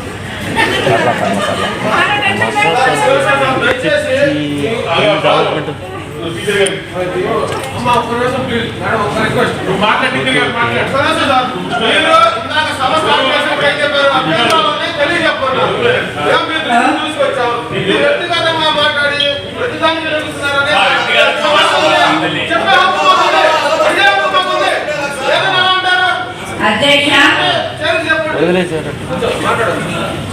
మేయర్ గారికి, డిప్యూటీ మేయర్స్ కి, మరి ముఖ్యంగా డైమండ్ బాబు గారికి నా హృదయపూర్వక పుట్టినరోజు శుభాకాంక్షలు. మరి సింధు కాంస్య పథకం గెలిచినందుకు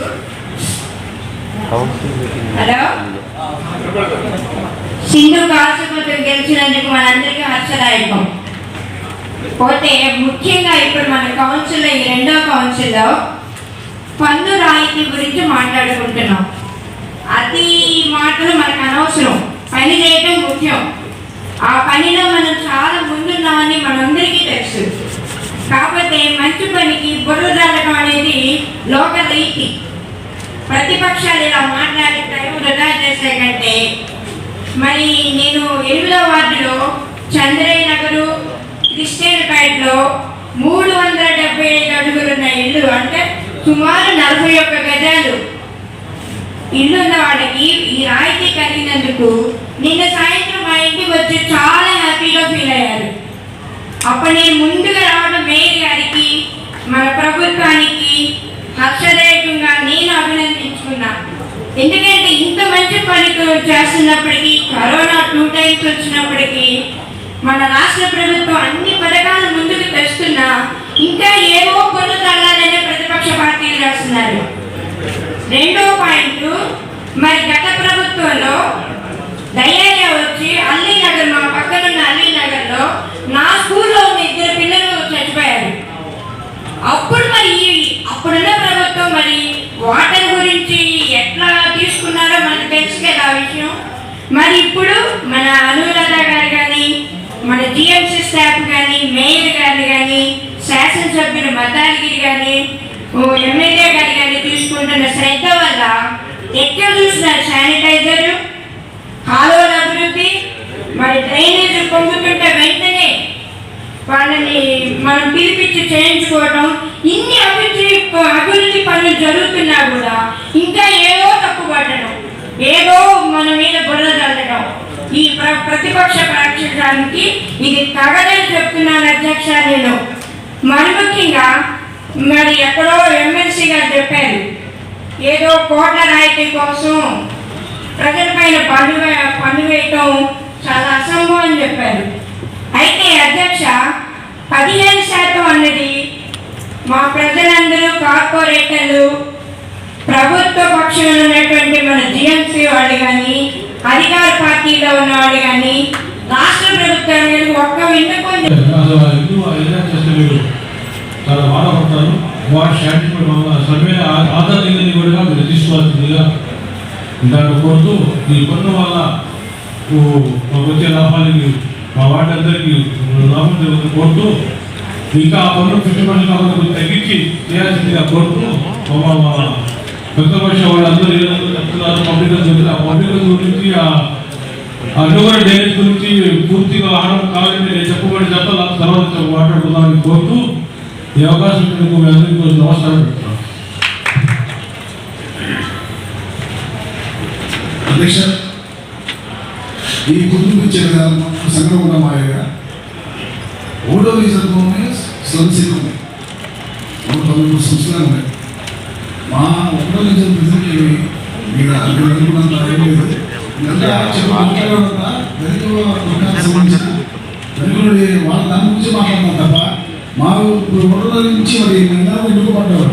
మరి ఫామ్ హౌస్ ఎవరో చెప్పలేదు. ఎందుకంటే ఆల్రెడీ మీరు డిస్కషన్ అంతా ప్రజల్లో జరుగుతారు. ఇక్కడ జరిగే కన్నా ముందే ప్రజలు ఒక నిర్ణయానికి ప్రజలు కూడా, లేకపోతే వాళ్ళు కూడా ఇదంతా తీసుకొచ్చేవారుగా ప్రజలందరినీ, వంట కూడా ప్రజలందరూ మరి వ్యతిరేకమైతే వీళ్ళందరూ వచ్చేవారుగా. అయితే వీళ్ళందరూ ఏంటంటే మనం చేసిన కార్యకి 50% అనేది అధ్యక్షుల వారు కానీ మీరంతా గవర్నమెంట్ రిఫర్ చేసి పర్సెంట్ కొంచెం ప్లస్ 7,000 మంది నుంచి 10,000 మంది అధ్యక్షులు తెలియజేస్తారు. ఆ రికార్డ్ చూసుకోండి. ఇంటి అడ్రస్ తో సహా 7,000 నుంచి 10,000 మంది గుంటూరు నగర పౌరులు ఈ యొక్క పెంచే దాని మీద అధ్యక్ష చేశారు లేదా? మీ పార్టీ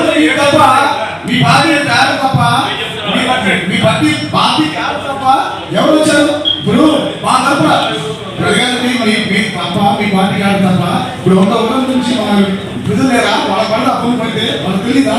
ఇప్పుడు చదువుకున్నారు, అందరూ చదువుకున్నారే. అయితే ఇప్పుడు ఆ ప్రజలు కంప్లైంట్ చేసిన ప్రజలు రావాలా? ఇక్కడికి వచ్చి అధ్యక్ష చేయాలిగా. అయితే అవును, ఇప్పుడు ఎక్కడికి వచ్చి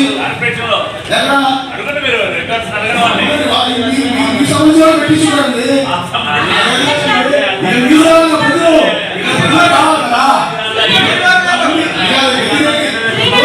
అందరికీ పెడుతుంది. 7,000 మంది అధ్యక్ష చేశారంటున్నారు. గుంటూరు నగర ప్రజలే 7 లక్షల మంది దాకా ఉంటారు. 7 లక్షల మందిలో ఏంటంటే ఎంత పర్సెంట్ కూడా లేదు.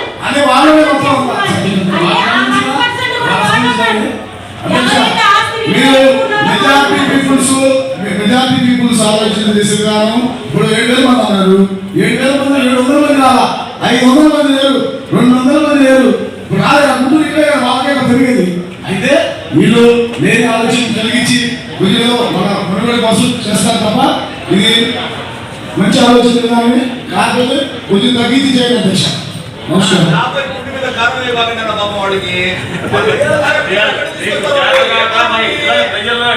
బయటికి రాకుండా పోలీసులు పెట్టి అవసరం చేసి మీరు చేస్తుంది ప్రజలు బయటికి రానికుండా అంటే మళ్ళీ పుండ మీద పిలిపిస్తే ప్రజా సమస్యలు పిలిపిస్తే పోలీసు వాళ్ళు వెళ్ళిపోతారు. ముందే అధికారులకు మరియు మా తోటి కార్పొరేటర్లకు అందరికీ ధన్యవాదాలు. ముఖ్యంగా డైమండ్ గారికి పుట్టినరోజు శుభాకాంక్షలు. ఈరోజు అద్దె పెంపు విషయంలో మా డివిజన్లో సొంత ఏరియా చాలా ఎక్కువగా ఉందండి. మాకు ఇప్పుడు 300, 400, 500 రూపాయలు కట్టే వాళ్ళందరికీ 50 రూపాయలు కట్టడం అనేది అభినందించిన విషయం. మా వార్డులో అందరూ తెలియజేస్తున్నారు. కాబట్టి ఈ ఎక్కువ పన్ను పెంచేదాని విషయంలో కొంచెం తగ్గిస్తే బాగుంటుంది అనేది మా ఆలోచన. తగ్గించాలని నేను కోరుకుంటున్నాను. మాట్లాడతారా?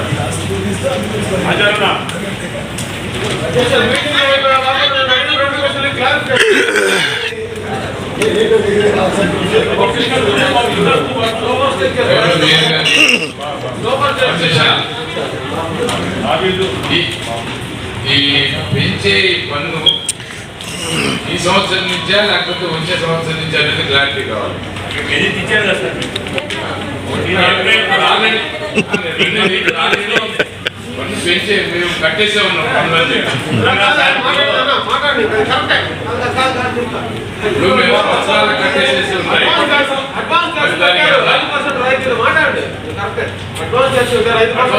కట్టేస్తున్నాం. దానికి మళ్ళీ ఏమైనా ఇంకోటి వస్తుందా? ఇంకొక డిమాండ్ వస్తుందా? డిమాండ్ సమాధానం అడిగే నాకు స్టేట్ చెప్పినట్టు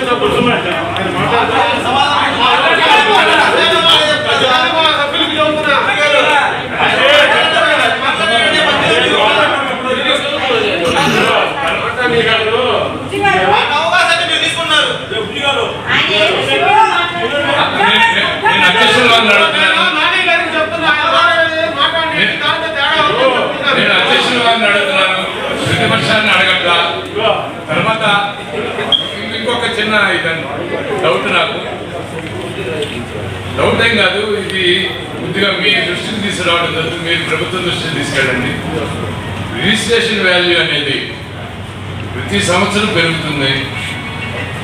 దీన్ని ఏమైనా వెసులుబాటు ఉంటే కనుక ఒక 2 ఏళ్లకో 3 ఏళ్లకో, అంటే ఇప్పుడు మనం ఏ రిజిస్ట్రేషన్ వాల్యూ తీసుకొని మనం ఈ పెంచుదాం అనుకున్నాం పన్ను, ఇది ఒక 2 ఏళ్ల దాకా ఉంటే బాగుంటుందేమని నా అభిప్రాయం. మీరు ఇది ప్రభుత్వం దృష్టికి కూడా తీసుకురావాల్సిందిగా కోరుతున్నాను.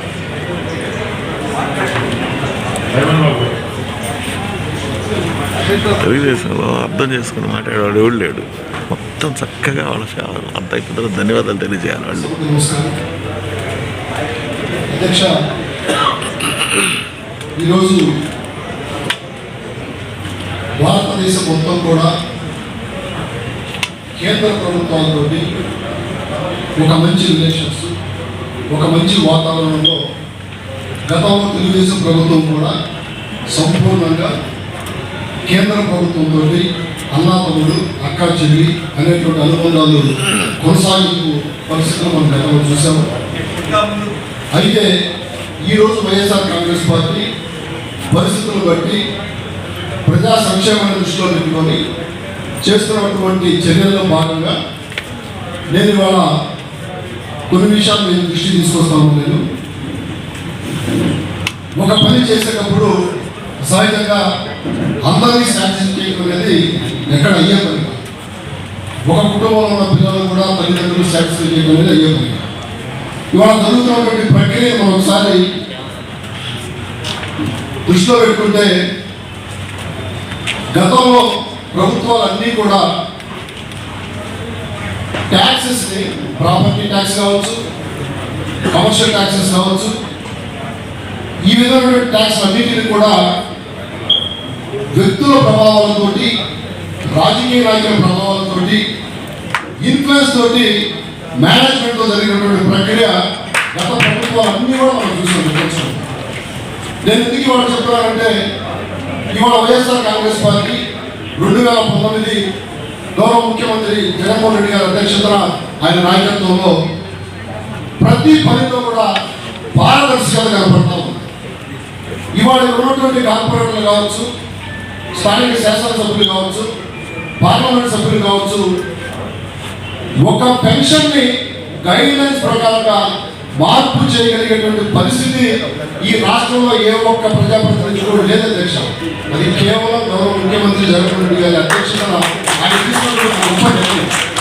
నేను ఎందుకు దీన్ని ఉదాహరిస్తున్నానంటే గత తెలుగుదేశం ప్రభుత్వంలో మీరు చూసినట్లయితే అధికారుల పెత్తనం లేదు అధ్యక్ష, అలాగే ప్రజల ఇష్టాయిష్టాలతో కూడా సంబంధం లేదు అధ్యక్ష. జన్మభూమి కమిటీ అధ్యక్ష, జన్మభూమి కమిటీలు ఎలా జరిగాయంటే వీళ్ళు వైఎస్ఆర్ కాంగ్రెస్ పార్టీకి ఓటేశారంటే వాళ్ళకి ఏ పథకం ఉండదు అధ్యక్ష. అలాగే వాళ్ళ పార్టీకి ఓటేసిన వాళ్ళలో వదిలిపెడతారంటే వాళ్ళ పార్టీకి ఓటేసిన వాళ్ళు దయాదర్శనం నుండి ఎంతో కొంత ముక్క చెప్పకుండా మాత్రం వాళ్ళకి ఏ పథకం ఉండదు అధ్యక్ష. ఇవాళ నేను ఛాలెంజ్ చేస్తాను అధ్యక్ష, ఈ రాష్ట్రంలో మీరు చూసుకోండి, ఏ ఒక్క పథకానైనా సరే ఇక్కడ ఉన్న కార్పొరేటర్లు కావచ్చు, ఎమ్మెల్యేలు కావచ్చు, పార్లమెంట్ సభ్యులు కావచ్చు, అధికారులు కావచ్చు అధ్యక్ష, గైడెన్స్ పారదర్శకతని అధిగమించి చేయగలిగే శక్తి సామర్థ్యాలు రాష్ట్రంలో ఏ ప్రజాప్రతినిధిగాను ఉందా అని అడుగుతా ఉన్నాను. అది కేవలం గౌరవ ముఖ్యమంత్రి వర్యులు ప్రజా సంక్షేమాన్ని దృష్టిలో పెట్టుకొని ఆయన 2019 ముఖ్యమంత్రిగా ప్రమాణ స్వీకారం చేసిన తర్వాత ఆయన చెప్పిన మాట ఏంటంటే మేము కులం చూడడం, మతం చూడడం, ప్రాంతం చూడడం, పార్టీ చూడడం, ఇబ్బందులు జరుగుతున్నటువంటి పరిస్థితి అయితే కనపడలేదు అధ్యక్ష. అందులో భాగంగా మీరు ఒకసారి ఇందాక మనలో డిస్ప్లేలో చేయించారు అధ్యక్ష. ఇవాళ గుంటూరు నగరంలో 59 కాలేజీలు, 59 కాలేజీలకు సంబంధించి 39,000 అసెస్మెంట్స్ ఉన్నాయి అధ్యక్ష. ఈ 39,000 అసెస్మెంట్స్ లో సుమారుగా ప్రతి సంవత్సరం వీళ్ళు 1,05,57,540 రూపాయలు కడతా ఉన్నారు అధ్యక్ష. ఈ క్యాపిటల్ వ్యాలీ సిస్టమ్ ద్వారా 19,91,450 రూపాయలు మాత్రమే కట్టేటువంటి పరిస్థితి అంటే ఇవాళ పేద ప్రజలకి ఒక అద్భుతమైనటువంటి లబ్ధి అధ్యక్ష. దీని ద్వారా కార్పొరేషన్కి సుమారుగా 25,66,90 రూపాయలు నష్టం జరుగుతూ ఉంది అధ్యక్ష. అలాగే మీరు మన కార్పొరేషన్ సంబంధించి 9 రెవెన్యూ డివిజన్లు ఉన్నాయి అధ్యక్ష, అంతే కదండి. ఈ 9 రెవెన్యూ డివిజన్లు చూసుకుంటే మీకు ఒక చిన్న ఎగ్జాంపుల్ చెప్పాను అధ్యక్ష. ఇందులో సుమారుగా capital value, rental value difference చూసుకుంటే నేను ఇప్పుడు సపోజ్ ఒక JKC college road, SN colony, ఎందుకంటే ఇప్పుడు ప్రతిపక్ష పార్టీలు మనవాళ్ళు చెప్తా ఉన్నారు బాగా డబ్బులు ఉన్న ఏరియాలు, బాగా ఉన్న ఏరియాలు అయితే వాళ్ళ ఏరియానే నేను చిన్న ఎగ్జాంపుల్ తీసుకొని చెప్తా ఉన్నాను అధ్యక్ష. అక్కడ ఒక 200 గజాల స్థలాన్ని తీసుకుంటే అందులో 160 చదరపు గజాలలో ఒక కన్స్ట్రక్షన్ జరిగితే ఆ కన్స్ట్రక్షన్ వాల్యూ గవర్నమెంట్ రేట్ ప్రకారంగా మనకి నిర్ణయించిన ధర 1,440 రూపాయలు, 1,440 రూపాయలు, సరే 1,140 రూపాయలు. కానీ ఆ 160 గజాల్లో 1,440 ఎస్ఎఫ్టీ వస్తుంది అన్నమాట. ఈ క్రమంలో చూసుకుంటే యాన్యువల్ రెంటల్ సిస్టమ్ అధ్యక్ష 2,270 రూపాయలు మాత్రమే ప్రస్తుతం కడతా ఉన్నారు. దానిని మనవాళ్ళు పెద్దలందరూ కూడా చెప్తా ఉన్నారు 10%, 11%, 12%, 13, 14, 15 అని. ఇది నా వ్యక్తిగత అభిప్రాయం అధ్యక్ష.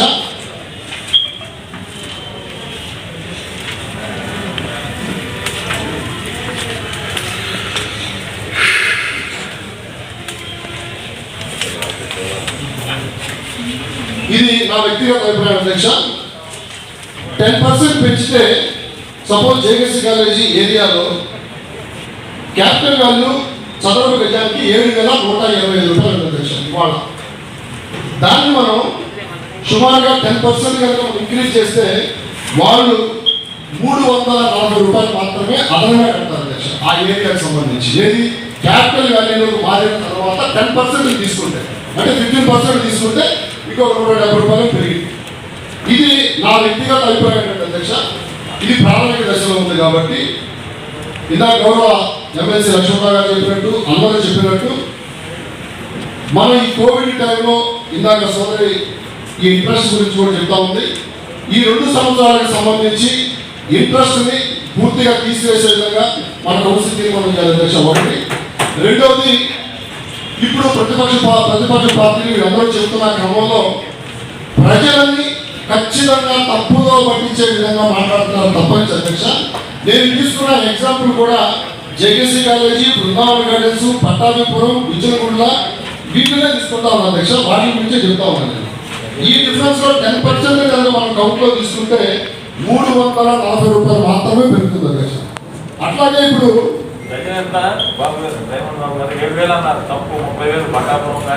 ఫర్ ఎగ్జాంపుల్ నేను చెప్తుంది, నేను ఇక్కడ ఎగ్జాంపుల్ చెప్పాలా బాబు, నేను సపోజ్ ఫర్ ఎగ్జాంపుల్ నువ్వు తీసుకుంటే 7,125 రూపాయలు జేకేసీ కాలేజీ రోడ్డు అంటే నీకు ఆ లొకేషన్స్ లో ఒక సర్వే నెంబర్ కూడా మార్పు ఉంటుంది కదా. అంటే ఒక సర్వే నెంబర్ ఒక రేట్ ఉంటుంది. ఆ సర్వే నెంబర్ నేను ఎగ్జాంపుల్ చెప్తాను, ఆ ఉదాహరణ ఒకసారి చెక్ చేయండి. ఆ డిఫరెన్స్ చెప్తాను, ఆ డిఫరెన్స్ చెప్తా ఉన్నాను. ఇప్పుడు మీరు మాట్లాడుతున్న మీ పాత్ర ఏంటంటే మీరు మాట్లాడాల్సిందే ప్రజలకి క్లారిటీ ఇవ్వాలనేది నా ఉద్దేశం. ఆ ప్రజలకి క్లారిటీ ఇచ్చే ఉద్దేశంలో భాగంగా ఇవాళ అక్కడ పెరుగుతున్నటువంటి వాతావరణం చూసుకుంటే రెవెన్యూ డివిజన్ అన్నింటిలో కూడా మీరు చూసుకుంటే 10% చొప్పున పెంచుకుంటే అధ్యక్ష 340 రూపాయలు మ్యాక్సిమం అందించుకోవడం ఏం లేదు అధ్యక్ష. ఇక్కడ అట్లానే ఇప్పుడు మీకు ఇది ఉంది అధ్యక్ష, మన కమర్షియల్. ఈ కమర్షియల్లో వచ్చేటప్పటికి అధ్యక్ష ఇవాళ ట్యాక్స్ కట్టేటువంటి వ్యక్తులు ఎవరైతే కొత్తగా కన్స్ట్రక్షన్ చేసి కమర్షియల్గా మారుతారో వాళ్ళకి ఇబ్బంది కలిగేటువంటి పరిస్థితి కొంతవరకు ఉంది అధ్యక్ష. గతంలో ఉన్న వాళ్ళు ఎవరైతే ఆల్రెడీ ట్యాక్స్ కట్టడానికి అలవాటు పడిపోయి ఉన్నారో వాళ్ళ విషయం వచ్చేటువంటి అధ్యక్ష ఈ 10 to 2 రూపీస్ పర్సెంటేజ్లో చూసుకుంటే వాళ్ళకి వచ్చేటప్పటికి కూడా పెద్దగా మార్పు లేదు అధ్యక్ష. మహా అయితే ఒక 500-600 రూపాయలు మాత్రమే పెరుగుతుంది. ఇవాళ ఓవరాల్గా వచ్చేటప్పటికి అధ్యక్ష ఇప్పటి వరకు ఎవరైతే ప్రాపర్టీ ట్యాక్సెస్ కడతా ఉన్నారో ఒకవేళ వాళ్ళ కనుక అసెస్మెంట్ చేయించుకొని ఉండకపోతే ఇక్కడ ఉన్నటువంటి మున్సిపల్ యాక్ట్ ప్రకారం కానివ్వండి అది ఇంకోటి కానీ వాళ్ళు ఒకసారి చెక్ చేస్తే గత 3 సంవత్సరాల లోపు అసెస్మెంట్ డేట్ వేసేసుకొని పాత పద్ధతుల్లోకి వెళ్ళినట్లయితే డెఫినెట్గా ఈ కొత్తదైతే వాళ్ళకి ఇంప్లిమెంటేషన్ అవ్వదు అధ్యక్ష. అట్లా నేను చెప్పేది ఏంటంటే అధ్యక్ష 19 సంవత్సరాల కాల వ్యవధిలో ఇప్పటి వరకు మనం ట్యాక్స్లు పెంచలేదు అధ్యక్ష, గుర్తుంచుకోండి. రెండోది భవిష్యత్తులో రాబోయే రోజుల్లో పెళ్లి కాకుండానే పిల్లలు పుట్టినట్టు ఒక ఊహాచిత్రాన్ని గీన్ చేసుకొని భవిష్యత్తు ఇట్లా జరుగుతుందనే ఊహాచిత్రం కంటే 19 సంవత్సరాల నుంచి పెంచలేదు అధ్యక్ష. గౌరవ ముఖ్యమంత్రి గారు జగన్మోహన్ రెడ్డి గారు ఖచ్చితంగా ప్రజల పక్షపాతి, ప్రజలకు నష్టం జరిగే విధంగా ప్రజలకు ఇబ్బందులు జరిగే విధంగా ఎప్పుడూ ఎటువంటి చర్యలు తీసుకోవాలి అధ్యక్ష. ఒకవేళ కనుక భవిష్యత్తులో కనుక ఈ క్యాపిటల్ వాల్యూ ట్యాక్స్ దాని మీద ఏదైనా ఇబ్బందులు ఉత్పన్నమయ్యే పరిస్థితులు ఉంటే ఆ రోజున డెఫినెట్గా మనం కూడా వైఎస్ఆర్ కాంగ్రెస్ పార్టీలో భాగస్వాములు కాబట్టి మన విజ్ఞాపనని మన ఆలోచనలు కూడా గౌరవ ముఖ్యమంత్రి గారు తీసుకుంటారు. తీసుకున్నప్పుడు జరగబోయే నష్టాన్ని భవిష్యత్తులో ఏదైనా వచ్చినప్పుడు డెఫినెట్గా ప్రతిపక్ష పార్టీలు కూడా మేము అధికార పార్టీలో ఉన్నప్పటికీ కూడా మీకు సహకరించడానికి సిద్ధంగా ఉన్నాం అధ్యక్ష. నేను చెప్తాను తమ ద్వారాగా. కానీ ఈ రోజు జరుగుతున్నటువంటి పరిస్థితుల్ని ప్రజల్ని భూతత్వంలో జీవించేసి ఏదో జరిగిపోతుంది, ఏదో నష్టమైపోతుంది అనేటువంటి ఒక ఆలోచన కంటే కూడా జరుగుతున్న ప్రక్రియని అందరూ కూడా దృష్టిలో పెట్టుకోవాలి అధ్యక్ష. నేను ఎందుకు చెప్తానంటే అధ్యక్ష, ఇందాక అందరూ చెప్తా ఉన్నాను, నేను మన అందరూ కూడా చెప్తా ఉన్నాను, అండర్ గ్రౌండ్ డ్రైనేజ్ గుంటూరు మొత్తం కూడా గుంటలైంది. ఇవాళ నేను అడుగుతా ఉన్నాను అధ్యక్ష మీ ద్వారాగా, కేంద్ర ప్రభుత్వం సంస్కరణలో భాగంగా 903 కోట్ల రూపాయలు గుంటూరు నగరానికి ఇచ్చింది అధ్యక్ష. 903 కోట్ల రూపాయలు ఇస్తే 903 కోట్ల రూపాయలు ప్రాజెక్ట్ అధ్యక్ష, ప్రాజెక్ట్ కాస్ట్. అందులో 540 కోట్ల రూపాయలు గుంటూరుకి ఇవ్వడం జరిగింది అధ్యక్ష. అంటే రాష్ట్ర ప్రభుత్వం ఏమి రూపాయలు పెట్ట ఆ రోజు తెలుగుదేశం ప్రభుత్వం పెట్టకపోయినప్పటికీ కూడా ఈ 540 కోట్ల అధ్యక్ష గుంటూరు నగరానికి చెందవలసినటువంటి నిధులు 450 కోట్లు మాత్రమే ఇక్కడి నుంచి, మిగిలినటువంటి 80 కోట్లు 90 కోట్లు వేరే వాటికి డైవర్ట్ చేసినటువంటి పరిస్థితులు గుంటూరు నగరానికి చెందిన డబ్బులు తీసుకోవడం అనేది చాలా అన్యాయం అధ్యక్ష, గుర్తుంచుకోండి. మీకు సమాధానం మీకు తెలియజేస్తా ఉన్నాను. ఈ క్రమంలో 450 కోట్లు అధ్యక్ష ఇక్కడ ఐఐటి రూర్కీ వాళ్ళ దగ్గర నుంచి ఒక గైడ్లైన్స్ తీసుకున్నారు అధ్యక్ష. అంటే ఏ ప్రాజెక్ట్ చేయాలన్నా కూడా ఇప్పుడు సపోజ్ మనం ఓవర్ బ్రిడ్జి కట్టాలంటే దీని ట్రాఫిక్ ఏంటి, దీని పరిస్థితులు ఏంటి, మంచి చెడు అనేది ఒక సర్వే ఉంటుంది అధ్యక్ష. ఆ సర్వేలో భాగంగా ఇక్కడ అండర్ గ్రౌండ్ డ్రైనేజ్ విషయంలో కూడా ఆ రోజున ప్రభుత్వం తీసుకుంది అధ్యక్ష. వాళ్ళ మార్గదర్శకాలన్నింటినీ కూడా ప్రక్కన పెట్టేసేసి ఈ 450 కోట్ల అధ్యక్ష ఎప్పుడైనా ఈ పైప్ లైన్లు అవసరం మేరకే తెచ్చుకుంటాం అధ్యక్ష, గుర్తుంచుకోండి. ఎందుకంటే ఇప్పుడు సపోజ్ ఇక్కడ ఒక 5 కిలోమీటర్ల పైపులు కావాలంటే 5 కిలోమీటర్లు తెచ్చుకుంటాం, ఆ 7 కిలోమీటర్లకు సంబంధించిన పైపులు తెచ్చుకుంటాం అధ్యక్ష. గత ప్రభుత్వంలో ఎవరు ఎలా చేశారో తెలియదు అధ్యక్ష. గుంటూరు నగరం అటువంటి అండర్ గ్రౌండ్ డ్రైనేజీ వ్యవస్థని ఈ రోజుకి కూడా ఒక అడుగు ముందు పడడానికి కారణం అధ్యక్ష ఆ రోజు అధికారులు కావచ్చు, ప్రభుత్వాలు కావచ్చు, నిర్లక్ష్యంతో వాళ్ళ కమిషన్ల కోసం ఆ రోజు కొన్నటువంటి పైపుల అధ్యక్ష తమ ద్వారా గుర్తు చేస్తాము. నేను ఇప్పటికీ కూడా 80 నుంచి 100 కోట్ల రూపాయల పైపులు ఎక్కడో పక్కన పడలేదు అధ్యక్ష, అండర్ గ్రౌండ్ సంబంధించిన పైపులు. ఇది ఎంత దారుణం అధ్యక్ష, అన్ని పైపులు అసలు కొనాల్సిన పరిస్థితే లేదు అధ్యక్ష.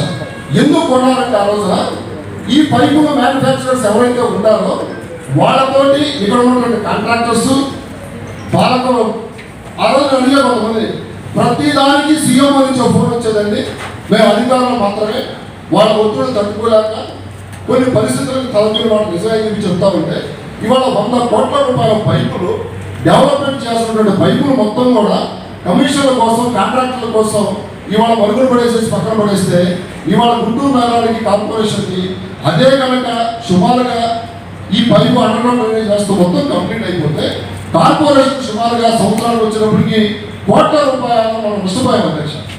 ఈ సమాధానం తమ ద్వారా తెలియజేస్తామని ఇది జరిగి ఉన్నట్లయితే ఎంత లాభం జరిగి ఉండేది.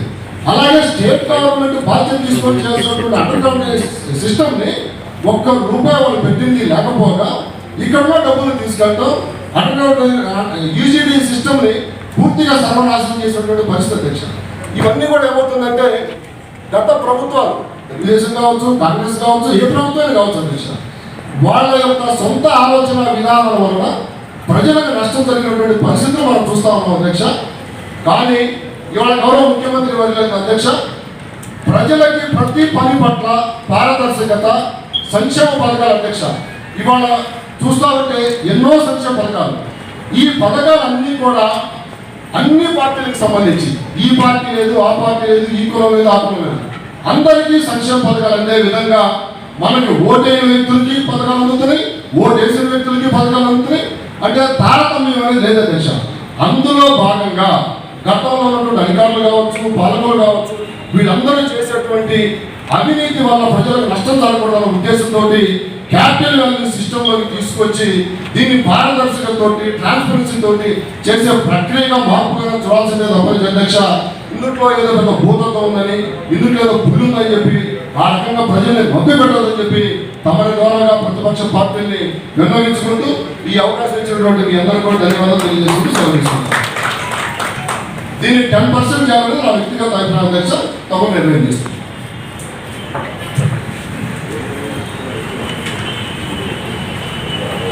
అందరికీ అస్సలాముఅలైకుం, నమస్కారం.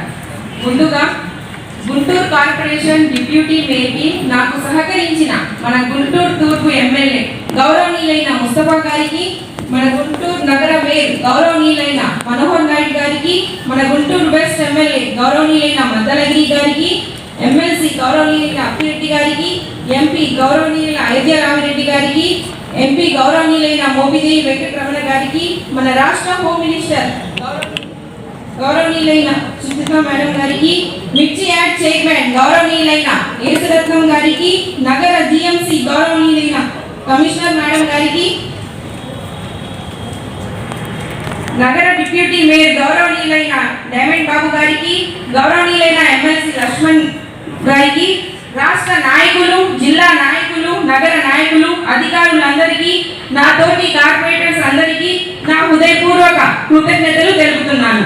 నాకు ఈ స్థానం కల్పించిన పెద్దలందరి సహాయ సహకారంతో ముందుకు నడుస్తానని తెలియజేస్తున్నాను. నాకు ఈ అవకాశం ఇచ్చిన మన రాష్ట్ర ముఖ్యమంత్రి వర్యులు వైఎస్ జగన్మోహన్ రెడ్డి గారికి నా ప్రత్యేక ధన్యవాదాలు తెలుపుతున్నాను. అధ్యక్ష, దేశానికి స్వాతంత్రం వచ్చినా కూడా, తరాలు మారుతూ ఉన్నా కూడా నిరుపేదల సామాజికంగా అణిచివేతకు గురైన వర్గాల వారి తలరాతలు మార్చడం మారలేదు. వారి కుటుంబంలో చదువుల దీపాలు వెలిగిస్తేనే ఈ తరంతో పాటు రాబోయే తరాలకు కూడా వారి తలరాతలు మారుతాయి. స్వాతంత్రం వచ్చి ఇన్ని సంవత్సరాలు అయినా పేదరికంలో ఉన్న వాళ్ళు దాన్ని దాటి బయటికి రాని పరిస్థితి. ఈ పరిస్థితి మారాలి. ఈ పరిస్థితి మారాలంటే దానికి ఒకటే మార్గం, వాళ్ళు అప్పులు కాకుండా ఒక పేద కుటుంబం నుంచి ఒక ఇంజనీరింగ్, డాక్టర్, కలెక్టర్ బయటికి రావాలి. మంచి మంచి ఉద్యోగాలు చేయాలి. అప్పుడు పేదరికం అన్నది తగ్గుతుందని మంచి ఉద్దేశంతో మన ప్రియతమ ముఖ్యమంత్రి జగనన్న గారు ఎన్నో పథకాలు చేపట్టారు. ఇందులో నేను భాగస్వామి అయినందుకు నేను ఎంతగానో గర్వపడుతున్నాను. అలాగే గుంటూరు నివాస భవనములకు ఆస్తి పన్ను 2002 సంవత్సరం నుంచి, నివేశేతర భవనములకు ఆస్తి పన్ను 2007 సంవత్సరం నుంచి పన్ను పెంచలేదు.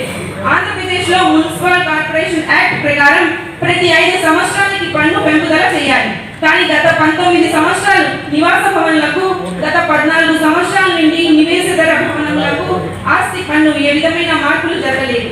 ఆస్తి పన్ను యాన్యువల్ రెంటల్ వాల్యూ విధానం నుంచి క్యాపిటల్ వాల్యూ విధానం వరకు మార్చేసి క్యాపిటల్ వాల్యూ పై సంవత్సరములకు నివాస భవనాలకు 15%, నివేశేతర భవనాలకు 30% గాను మరియు ఖాళీ స్థలం పన్ను 50% గాను అమలు చేయాలనుకుంటున్నారు. ఇది సన్యాసమే, పెంచడం కాదు, సవరించడం అని. కానీ ప్రస్తుత పరిస్థితి దృష్ట్యా ప్రజలపై భారం పడకుండా ప్రజల తరఫున నేను కోరుకుంటున్నాను. ఈ అవకాశం ఇచ్చిన పెద్దలందరికీ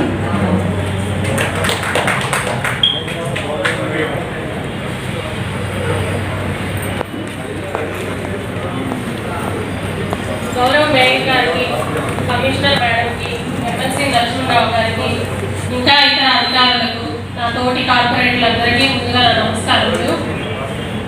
ముందుగా గౌరవ ముఖ్యమంత్రి అయిన మన జగన్మోహన్ రెడ్డి గారికి ధన్యవాదాలు తెలుసుకుంటాను.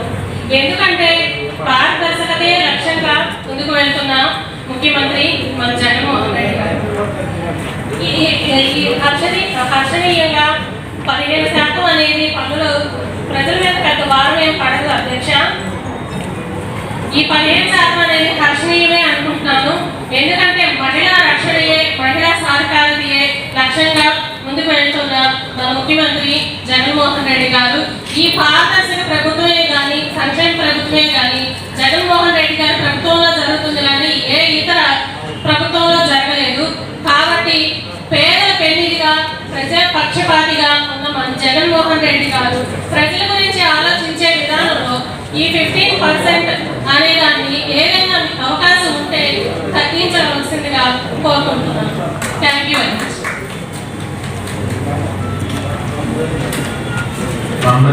గౌరవనీయులైన అధ్యక్ష వారికి నమస్కారం అండి. అట్లాగే గౌరవనీయులైన కుటుంబాల గారికి, గౌరవనీయులైన శ్రీ గారికి, ఎమ్మెల్సీ లక్ష్మణరావు గారికి, అన్నోళ్ళ మేడం గారికి, డిప్యూటీ మేయర్ వజ్రబాబు గారికి, డిప్యూటీ మేయర్ షబీనా గారికి, నా తోటి కార్పొరేటర్లందరికీ నా హృదయపూర్వక నమస్కారాలు తెలియజేస్తున్నాను. అధ్యక్ష, ఇప్పుడు మన జగనన్న ఇస్తున్న పథకాలు దేశంలోనే గర్వించదగ్గ పథకాలు. ఈ విధంగా పథకాలు అమలు చేయాలంటే మంచి మనసు ఉండాలి. కోవిడ్ కష్టకాలంలో కూడా ఎక్కడ సంక్షేమ పథకాలు ఆగలేదు. ఇప్పుడు రాష్ట్ర ప్రభుత్వం పన్నులు పెంచే విధానం తీసుకున్నదంటే బాగానే ఉన్నది.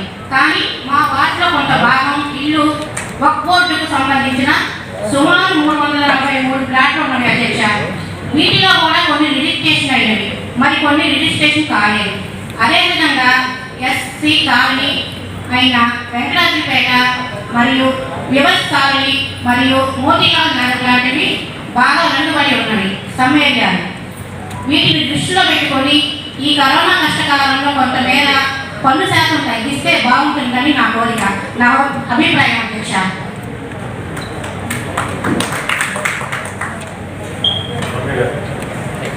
మేయర్ గారికి, ఎమ్మెల్సీ గారికి, కమిషనర్ మేడం గారికి, అలాగే ఉన్న ఉద్యోగస్తులు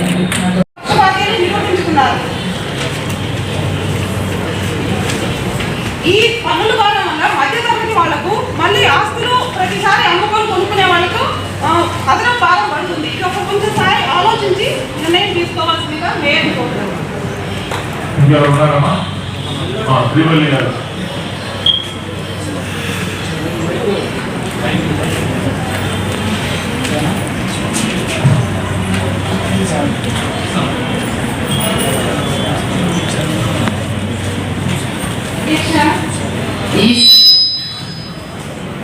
సమావేశంలో మాట్లాడడానికి అవకాశం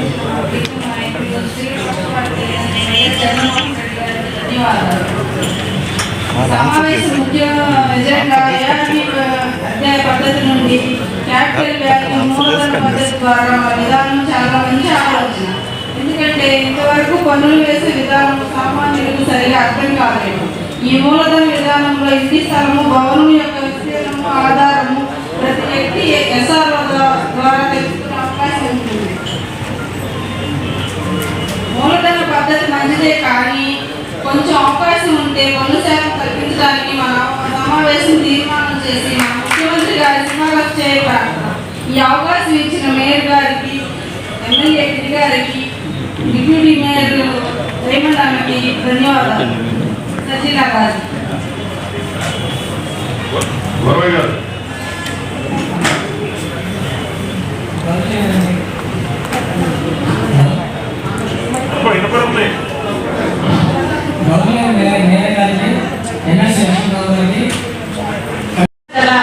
ఇవన్నీ కూడా ఉద్దేశించుకొని ప్రస్తుతం ఉన్నటువంటి ఎఫ్ఆర్బి మనకి ఏదైతే ఉందో physical responsibility budget management reforms లో భాగంగా కానివ్వండి, ఈరోజు క్యాపిటల్ వాల్యూ సిస్టమ్ కి మూవ్ అవడానికి నిర్ణయం తీసుకోవడం జరిగింది.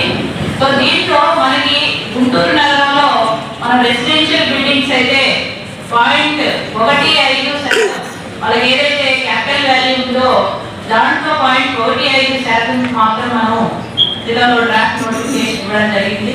ఇప్పుడే మనం పవర్ పాయింట్ ప్రెజెంటేషన్ లో చెప్పిన విధంగా కూడా వాడు ఎంతవరకు అయితే ఆ బిల్డింగ్ ఆ స్థలంలో ఆక్యుపై అయి ఉంటుందో, ఒకవేళ 200 చదరపు గజాల స్థలం ఉంటే కేవలం వాళ్ళు 160 చదరపు గజాలలోనో లేకపోతే 100 చదరపు గజాలలోనో బిల్డింగ్ కట్టుకొని ఉంటే అంతవరకు మాత్రమే ఆ వాల్యూ అనేది తీసుకోవడం జరుగుతుంది. బిల్డింగ్ ఎంతవరకు ఏరియా సైట్ అనేది ఆక్రమించిందో అంతవరకే తీసుకోవడం జరుగుతుంది.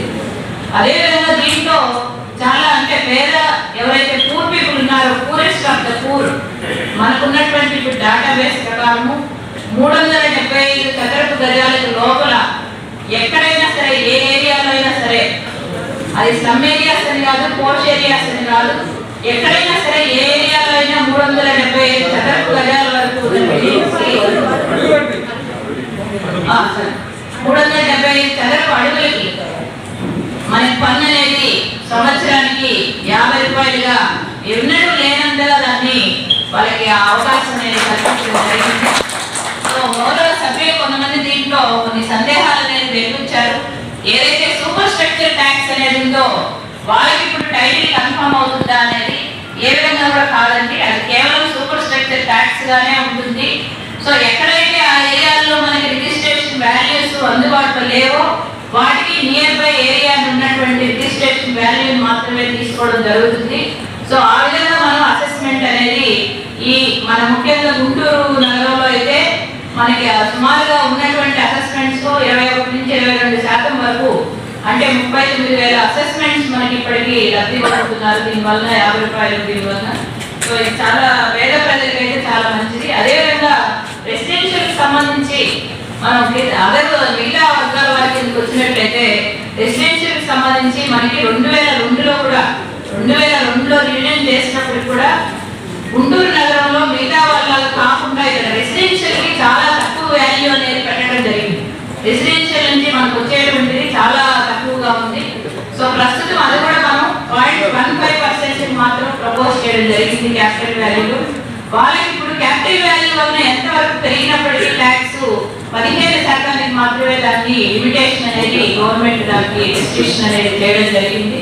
సో ఒకవేళ పన్ను మనకి ఇప్పుడు పవర్ పాయింట్ ప్రెజెంటేషన్ లో చెప్పినట్టుగా వాళ్ళు 1000 నుంచి వాళ్ళకి 1800 ఇంప్రూవ్ పెరిగినప్పటికీ కూడా వాళ్ళకి 1150 మాత్రమే పన్ను అనేది విధించడం జరుగుతుంది. సో రెసిడెన్షియల్ కేటగిరీ కూడా రిస్ట్రిక్షన్ అనేది ఉంది కాబట్టి దానివల్ల ప్రజలకి అంతగా లేదు. ఈరోజు చూస్తే పంచాయతీల్లో కూడా రూరల్ ఏరియాలో ఎవ్రీ ఇయర్ 5% ఎన్హాన్స్మెంట్ అనేది మనకి గత 19 సంవత్సరాల్లో కూడా ఎన్హాన్స్మెంట్ అనేది లేదు. పైగా స్థానిక సంస్థలను కూడా కొంతవరకు బలోపేతం చేయాల్సినటువంటి అవసరం ఉంది. ఆర్థికంగా ఎవరి మీద డిపెండ్ కాకుండా కేంద్ర రాష్ట్ర పథకాల మీద మనం డిపెండ్ కాకుండా రెగ్యులర్ గా మనం చేయాల్సినటువంటి యాక్టివిటీస్, ప్రజలకు అందించాల్సినటువంటి సేవలు మనం మరింత మెరుగ్గా చేయాలనే ఉద్దేశంతో పట్టణ స్థానిక సంస్థల్ని బలోపేతం చేయడానికి కూడా ఈ నిర్ణయం అనేది తీసుకోవడం జరిగింది. అదేవిధంగా కమర్షియల్ ఏరియాకి వచ్చినట్లయితే మనకు ఉన్నటువంటి ప్రస్తుతం ఉన్నటువంటి రేట్స్ కి మనం ఈ రోజు ప్రపోజ్ చేసిన 0.3% రేట్ అనేది చాలా నామినల్ రేట్ వాళ్ళకి. కమర్షియల్ వాళ్ళకి మాత్రం దీంట్లో ఏ విధమైనటువంటి నిజాన్ని చెప్పాలంటే వాళ్ళకి న్యూ సిస్టమ్ లోనే కొంత తగ్గే అవకాశం కూడా ఉంది.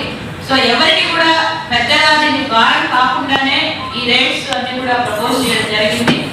అదేవిధంగా గౌరవ సభ్యులు అడిగారు ఎప్పటి నుంచి కూడా ఇది ఎఫెక్ట్ లో వస్తుంది అనేది. ఏప్రిల్ మనకి 1వ తారీఖు 2021 నుంచి ఈ సిస్టమ్ అనేది అమల్లో వస్తుంది.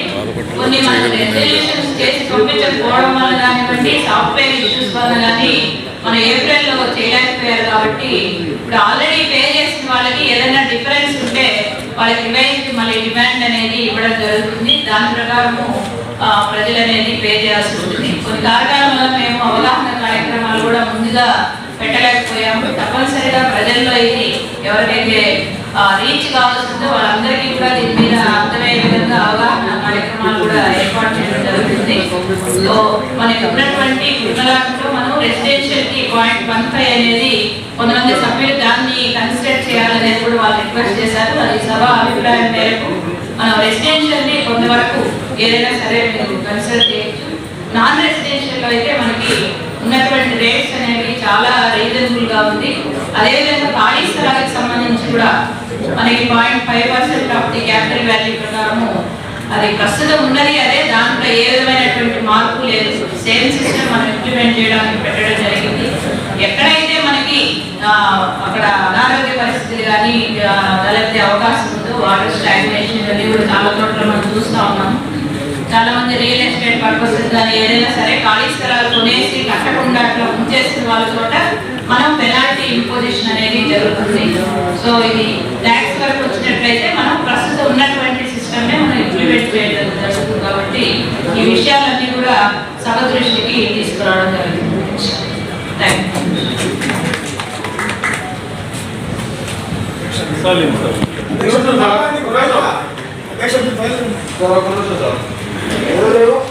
క్లారిటీగా మీ ద్వారా మేడం గారు అడిగేది ఏమంటే సూపర్ స్ట్రక్చర్ ట్యాక్స్ చేసేటప్పుడు నియర్ బై ఏరియా అంటున్నారు.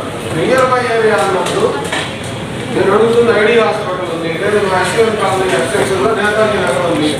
సూపర్ స్ట్రక్చర్ ట్యాక్స్ చేసేటప్పుడు రిజిస్టర్ వాల్యూ బేస్ చేసి కూడా వేసేటప్పుడు నియర్ బై ఏరియా అంటే ఎలా దాన్ని కన్సిడర్ చేస్తారు? అశ్విన్ కాలనీలో గజం రేట్ 25,000 ఉంది రిజిస్టర్ వాల్యూ. వాళ్ళకి సూపర్ స్ట్రక్చర్ ట్యాక్స్ చేసే వాళ్ళకి టైటిల్ హక్కు మనం కల్పించట్లేదు. అలాగే ఐడి హాస్పిటల్ పక్కన ఆదర్శ నగరాలు ఉన్నాయి.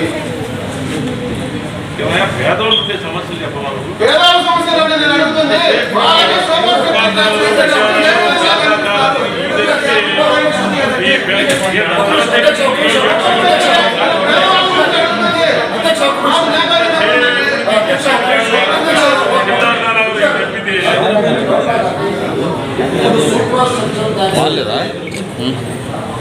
వాళ్ళకి పట్టాలు వీళ్ళే కదా, వీళ్ళకి మనం ట్యాక్స్ ఎలా వేస్తామనే కదా మన ఇది.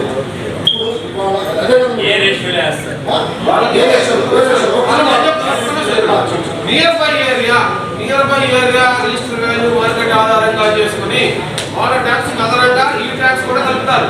అప్పుడు వాళ్ళకి ఎలా రైట్ గా ట్యాక్స్ కట్టాలంటే సూపర్ స్ట్రక్చర్ ట్యాక్స్ ఎందుకు కడుతున్నారు? ఫెసిలిటీ కోసం, వాటర్ కోసం, పవర్ కోసం, ఇంకొక కోసం కడుతున్నారు.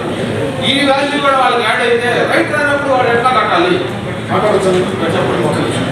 అధ్యక్ష, ఇక్కడ గత కౌన్సిల్లో సూపర్ స్ట్రక్చర్ ట్యాక్స్ మన అందరం కలిసి అవసరం సరిపోతుంది అధ్యక్ష. ఈ అవసరం ఈ ట్యాక్స్ని మనం కావాలని చెప్పి వేసాం. ఎందుకు వేసామంటే పేద ప్రజలకి పంపు కనీస సౌకర్యాలు అందాలి అంటే ఇది ఖచ్చితంగా చేయాలని ఆలోచించారు. ఇప్పుడు ఇవాళ క్యాపిటల్ వ్యాలీ సిద్ధంలో పేద ప్రజలు ఉండేటువంటి నివాస ప్రాంతాలు నాకు తెలిసి 99% 375 చదరపు అడుగుల లోపే ఉంటుంది. ఇది నాకు తెలిసి 375 చదరపు అడుగులు మించున్న వ్యక్తులు ఎవరు కూడా ఈ పన్ను లేకుండా ఈ పట్టాలు లేకుండా డీఫారాలు లేకుండా పరిస్థితులు. ఎందుకంటే వాళ్ళందరినీ కూడా ఎంతో కొంత కూడా ఆర్థికంగా స్థితిమంతులుగా గుర్తించాలి. అందుకని ఉద్యోగాలు అడిగిన దాని ప్రకారంగా 375 చదరపు అడుగుల లోపు ఉండే వాళ్ళందరూ కూడా సూపర్ స్ట్రక్చరల్ ట్యాక్స్ పరిధిలో, అంటే వాళ్ళకి ఎక్కడ విసులుబాటు లేక ఎక్కడో చోట ప్రభుత్వ భూమిలోనో లేకపోతే అసెంట్ భూమిలోనో లేకపోతే పౌరం బోర్డులోనో ఎక్కడో చోట వాళ్ళు ఆక్రమించుకొని వాళ్ళ నివాస స్థలాలు ఏర్పాటు చేసుకున్నటువంటి పరిస్థితులు అవన్నీ కూడా వాళ్ళకి ఇవాళ గౌరవ ముఖ్యమంత్రి గారు ఏర్పాటు చేస్తున్న దాని కాబట్టి నేను అనుకుంటుంది 50 రూపాయలు మాత్రమే వాళ్ళకి వర్తిస్తుంది. కాబట్టి నియర్ బై మార్కెట్ వాల్యూ ఆధారం చేసుకుని అది కూడా వాళ్ళకి యాడ్ అవుతుంది అని చెప్పారు. ఎంత ఉంటాయి మేడం? 100 గజాలు 50 గజాలు 80 గజాల్లో వస్తాయి.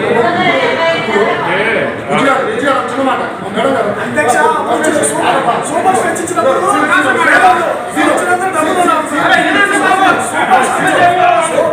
స్ట్రక్చర్ వేసినప్పుడు అప్పుడు పేదవాళ్ళు, ఇప్పుడు ఉంది అక్కడ డబ్బున్నోళ్ళు.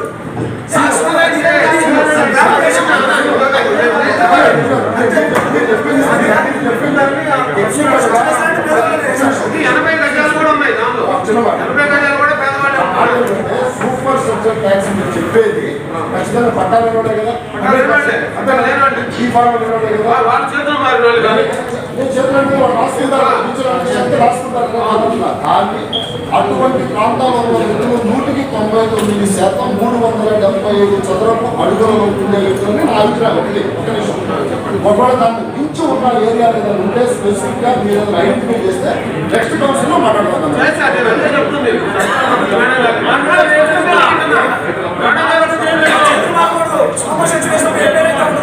సూపర్ స్ట్రక్చర్ ఏ పేరైతే ఉంటుందో ఆ పేరులో తగ్గించండి. కానీ పేర్లు మారి చేతులు మారి ఎవరెవరు పోస్తే ఉండేది కాదు.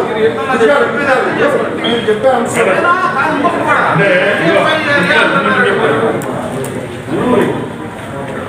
వివిధ ప్రాంతాల్లో సూపర్ స్ట్రక్చర్స్ కింద పనులు వేశారు. ఇప్పుడు నల్లచెరువు కానీ, కృష్ణబాబు కాలనీ కానీ, శారదా కాలనీ కానీ, గోపాలపేట కానీ, జన్మభూమి కానీ, ఇట్లా అంటే ఆయా ప్రాంతాల యొక్క నీరు పై రిజిస్ట్రేషన్ వాల్యూ తీసుకొని సూపర్ స్ట్రక్చర్ పనిచేస్తారు. మీకు చెప్తా ఇప్పుడు సాయిబాబా రోడ్ లో కొంతమంది ఉన్నారు, ఇట్లానే ఏమి డాక్యుమెంట్స్ ఏమో వాళ్ళు సూపర్ స్ట్రక్చర్ పనిచేశారు. అదే చెప్తున్నా, వాళ్ళకి ఆ నియర్ పై ఉన్నటువంటి రిజిస్ట్రేషన్ వాల్యూ తీసుకొని వేస్తారు. వాళ్ళు కానీ 375 చదరపు గజాలు కానీ తక్కువగా ఉంటే 50 రూపాయలు పడింది. వాళ్ళు కానీ ఎక్కువ ఉండి దగ్గరగా 200 గజాల్లోనే ఉన్నది 250 గజాల్లో ఉంటే ఆ వారా నియర్ బై ఉన్నటువంటి రిజిస్ట్రేషన్ వాల్యూ పరిధిలో తీసుకుని వేస్తారు. అర్థమైందా? దాని క్లారిటీ నీకు ఇచ్చేసాను. నువ్వు చెప్తా నువ్వు గజకర్ణ గోకర్ణ విద్యలు చెప్పబాకు, నాకు చెప్తున్నావు కూర్చొని ఆయన ఏదో కొంచెం గొప్ప అనగానే వాళ్ళు ఏదో కూర్చొని ఆయన నేను సమాధానం చెప్పేసాడు. నేను సమాధానం చెప్పేసాను నీకు మేడం గారు, అంతే కదా ఇది గారు, నేను సమాధానం నీకు చెప్పేశాను. నువ్వు అడిగి తీపి వస్తావు.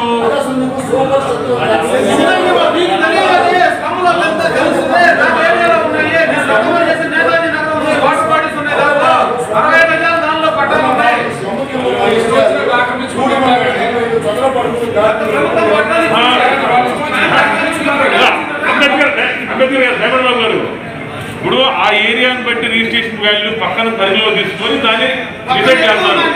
నువ్వు టౌన్ మొత్తం సూపర్ స్ట్రక్చర్ అని ఒకటే కంపేర్ చేయరు, ఒకటే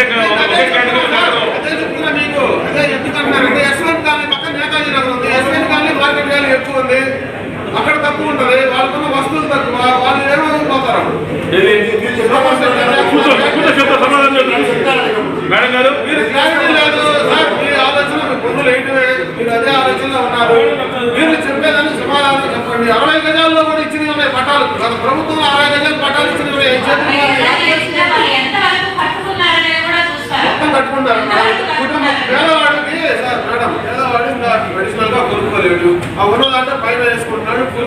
దాన్ని బిల్ చేసుకుని పిల్లల పైన వాళ్ళకి ఎంతగానే ఉంటున్నారు. మొత్తం యూటిలైజ్ చేసుకుంటున్నాడు కదా.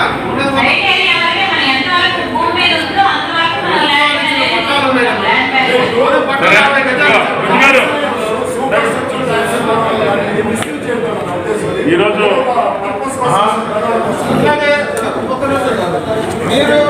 మీరు ఉన్నాయి సార్, అడగనండి. వీలైతే కూడా గతంలో ఇచ్చిన ప్రభుత్వ మార్గదర్శకాలు అనుగుణంగా లేదు. ఎందుకంటున్నానంటే మనం గతంలో కౌన్సిల్లో ఉన్నప్పుడు ఫస్ట్ ఒకసారి వీలైతే 7 సంవత్సరాలు అన్నారు. తర్వాత మనం 10 సంవత్సరాలు అంటే 7 సంవత్సరాలు అన్నారు. తర్వాత గొడవ చేస్తాం. తర్వాత దాన్ని 3 సంవత్సరాలకు వచ్చింది. 3 సంవత్సరాలు వీలైతే వసూలు చేస్తున్నప్పుడు ఇప్పుడు జరుగుతున్న విధానం ఏంటంటే ఎవరైనా అపార్ట్మెంట్ కట్టుకున్నారనుకోండి, వాడు అపార్ట్మెంట్ కన్స్ట్రక్షన్ టైం నుంచి అపార్ట్మెంట్ అయ్యే వరకు కూడా వీఎల్టీ కట్టాల్సి వస్తుంది. వీఎల్టీ ఎప్పుడు కడుతున్నారు? అపార్ట్మెంట్ కట్టకముందు ప్లాన్ చేసినప్పుడు వీఎల్టీ కట్టి ప్లాన్ తీసుకుంటున్నాడు. స్టిల్ ఈ రోజు అపార్ట్మెంట్ ఫినిష్ అయ్యి వాడు గృహప్రవేశం చేసేదాకా వీఎల్టీ ట్యాక్స్ కట్టాల్సి వస్తుంది. దానివల్ల చాలా ఇబ్బందులు పడుతున్నారు. ఇంకొకటి, అది గతంలో ఏం జరిగింది, పంచాయతీలు మనకు విలీనమైంది సార్. విలీనమైనప్పుడు పంచాయతీల్లో వీఎల్టీ లేదు. ఇవాళ విలీనమైన తర్వాత అడిషనల్ గా డెవలప్మెంట్ జరగాలంటే బయటకు వెళ్ళాలంటే వాళ్ళు కూడా వీఎల్టీ కట్టాల్సిన పరిస్థితి ఏర్పడుతుంది. వీఎల్టీ కూడా ఇవాళ కన్స్ట్రక్షన్ అపార్ట్మెంట్ మనం ప్లాన్ 3 సంవత్సరాలు గౌరవిస్తాం. వాడి టైం 3 సంవత్సరాలు ఇస్తాం. 3 సంవత్సరాలు ఇచ్చిన తర్వాత వాడు ఇబ్బందులు పడి కట్టలేకపోతే మార్కెట్ రిజిస్టర్ వాల్యూ ఏం చేస్తుంది ప్రభుత్వాలు? సంవత్సరానికి ఒకసారి మారుస్తుంది. ఇప్పుడు కట్టేవాడు కూడా పాత రిజిస్టర్ వాల్యూ లెక్క లేకుండా ఏ రోజైతే మనం ట్యాక్స్ చేస్తున్నామో ఆ రిజిస్టర్ వాల్యూ తీసుకుంటున్నాం. దానివల్ల కూడా చాలా నష్టపోతున్నారు. పేదవాళ్ళ గురించేనండి ఇది.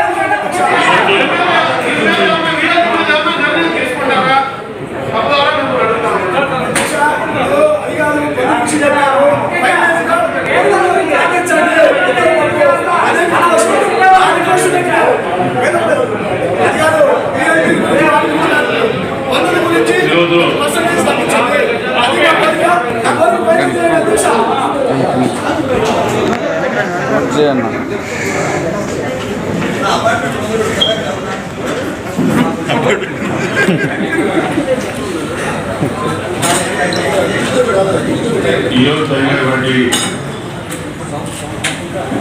ఈ యొక్క అత్యవసర సమావేశంలో ఈ ట్యాక్స్ సమన్వయం గురించి మా అధికారులు, కార్పొరేటర్లు, అదేవిధంగా శాసనమండలి సభ్యులు, అదేవిధంగా డిప్యూటీ మేయర్ గ్రూప్తో కూడా మరి అత్యవసర సమావేశాన్ని మరి నిర్వహించడం జరిగింది. మరి దానికి సంబంధించి ఎక్కువ మంది కార్పొరేటర్లు 2 అంశాలని పరిలోకి తీసుకోవాలని చెప్పేసి మరి చెప్పడం జరిగింది.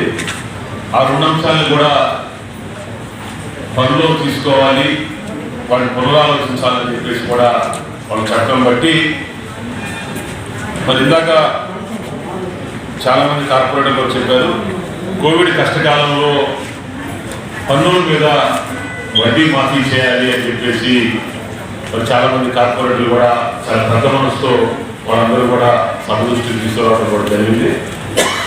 మరి దానికి సంబంధించి మరి ముఖ్యమంత్రి జగన్మోహన్ రెడ్డి గారు కరోనా కష్టకాలంలో ఆర్థికంగా రాష్ట్రం కానీ దేశం కానీ ఎంత సంక్షోభంలో ఉన్నా కూడా అనేకమైనటువంటి సంక్షేమ పథకాలని ప్రతి ఒక్కరికి కూడా గడప తీసుకురావడం జరుగుతూ ఉంది. ఎక్కడ కూడా ముఖ్యమంత్రి గారు వెనకడుగు వేయకుండా సంక్షేమాన్ని ప్రజల ముందుకు తీసుకురావడం జరుగుతాం. అందువల్ల ఈ కోవిడ్ కష్టకాలంలో మరి గుంటూరు నగరానికి సంబంధించినటువంటి వాళ్ళు చాలామంది కూడా మరి రాష్ట్ర వ్యాప్తంగా దేశవ్యాప్తంగా కూడా వాళ్ళందరి తోడుగా మరి ఎన్నో ఇబ్బందులు పడి మరి వ్యాపారాల్లో అన్ని రకాలుగా ఇబ్బందులు పడుతూ ఉన్నారు. కాబట్టి మా కార్పొరేటర్లు అందరి యొక్క అభ్యర్థన మేరకు కోరిక మేరకు ఈ పన్నుల మీద వడ్డీ మాఫీని రద్దు చేయాలని చెప్పేసి ప్రభుత్వానికి మా కార్పొరేటర్ అందరి తరఫున లేఖ రాయాలని చెప్పేసి మున్సిపల్ కమిషన్ గారిని అదేవిధంగా రెవెన్యూ అధికారులను కూడా ఆదేశించడం జరుగుతూ ఉంది. మరి ఇంకోటి ఈరోజు మరి పన్నుల సవరణకు సంబంధించి మరి ఇంకోటి రెండో అంశం, అందరి సభ్యుల యొక్క అభిప్రాయం మేరకు చాలామంది కూడా మరి ఇది బాగానే ఉంది, దగ్గరగా టౌన్లో సిటీలో 45,000 చిల్లర అసెస్మెంట్కు దగ్గరగా 50 రూపాయలు పన్ను పడతా ఉంది. మిగిలిన వాళ్ళని కూడా కొన్ని పరిలో తీసుకోవాల్సిన అవసరం ఉందని చెప్పేసి మరి శాసనమండలి సభ్యులు మన లక్ష్మణరావు గారు కోరారు, అదేవిధంగా డిప్యూటీ మేయర్ డైమండ్ బాబు గారు కోరారు, అదేవిధంగా ఇంకో డిప్యూటీ మేయర్ సజ్జరా గారు కోరారు, ఇంకో అదేవిధంగా వివిధ పార్టీలకు సంబంధించినటువంటి కార్పొరేటర్లు అందరూ మరి ఎక్కువ మంది వాళ్ళందరూ కూడా కోరటం కూడా జరిగింది. కాబట్టి మరి ఏదైతే నివాస రంగంలో ఆస్తి విలువలో 0.15% నుండి 0.13% వరకు తగ్గించుతూ మన సభ ముందు అభిప్రాయించాలని చెప్తున్నాను. మరి దీన్ని 0.13%కు తగ్గించుతూ తీర్మానం చేయడం కూడా జరుగుతాం. అదేవిధంగా నివాసేతర భవనములకు 0.30% గాను, అదేవిధంగా ఖాళీ స్థలం పన్నుకు 0.50%గా విధితులకు సభ తీర్మానించడం జరిగింది. దీనందరికీ కూడా సభ్యులందరి యొక్క ఆమోదం మేరకు ఈ యొక్క తీర్మానాన్ని ఆమోదించడం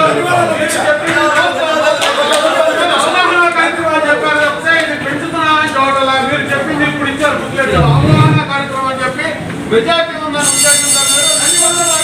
ఈ సభని మరి ఇద్దరితో వాయిదా జరుగుతాం.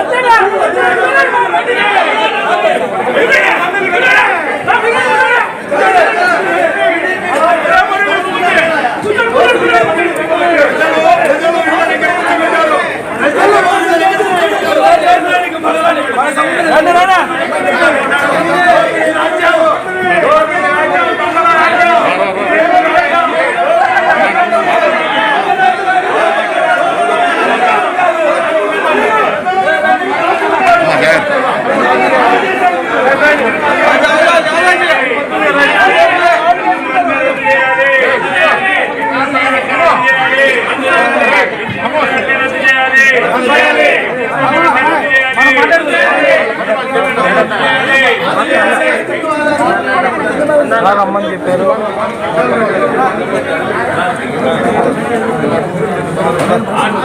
వాళ్ళు వాడే కొద్దిసేపు చెప్పండి.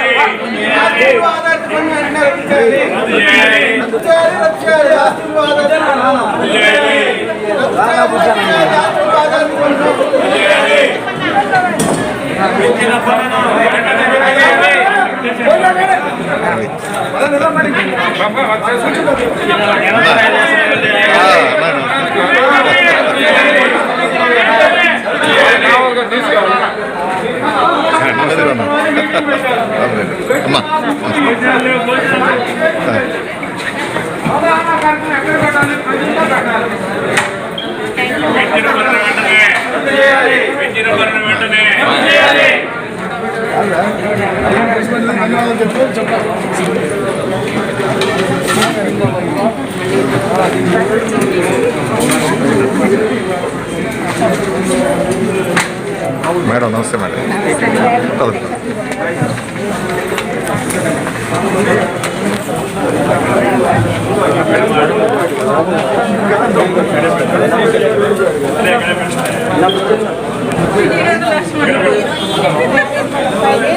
తప్పకుండా రావాలి. మేడం నమస్తే మేడం.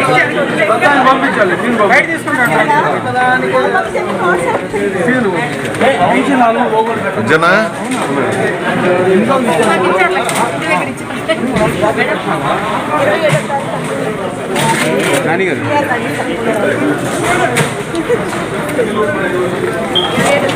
నల్లపాడు ఓకే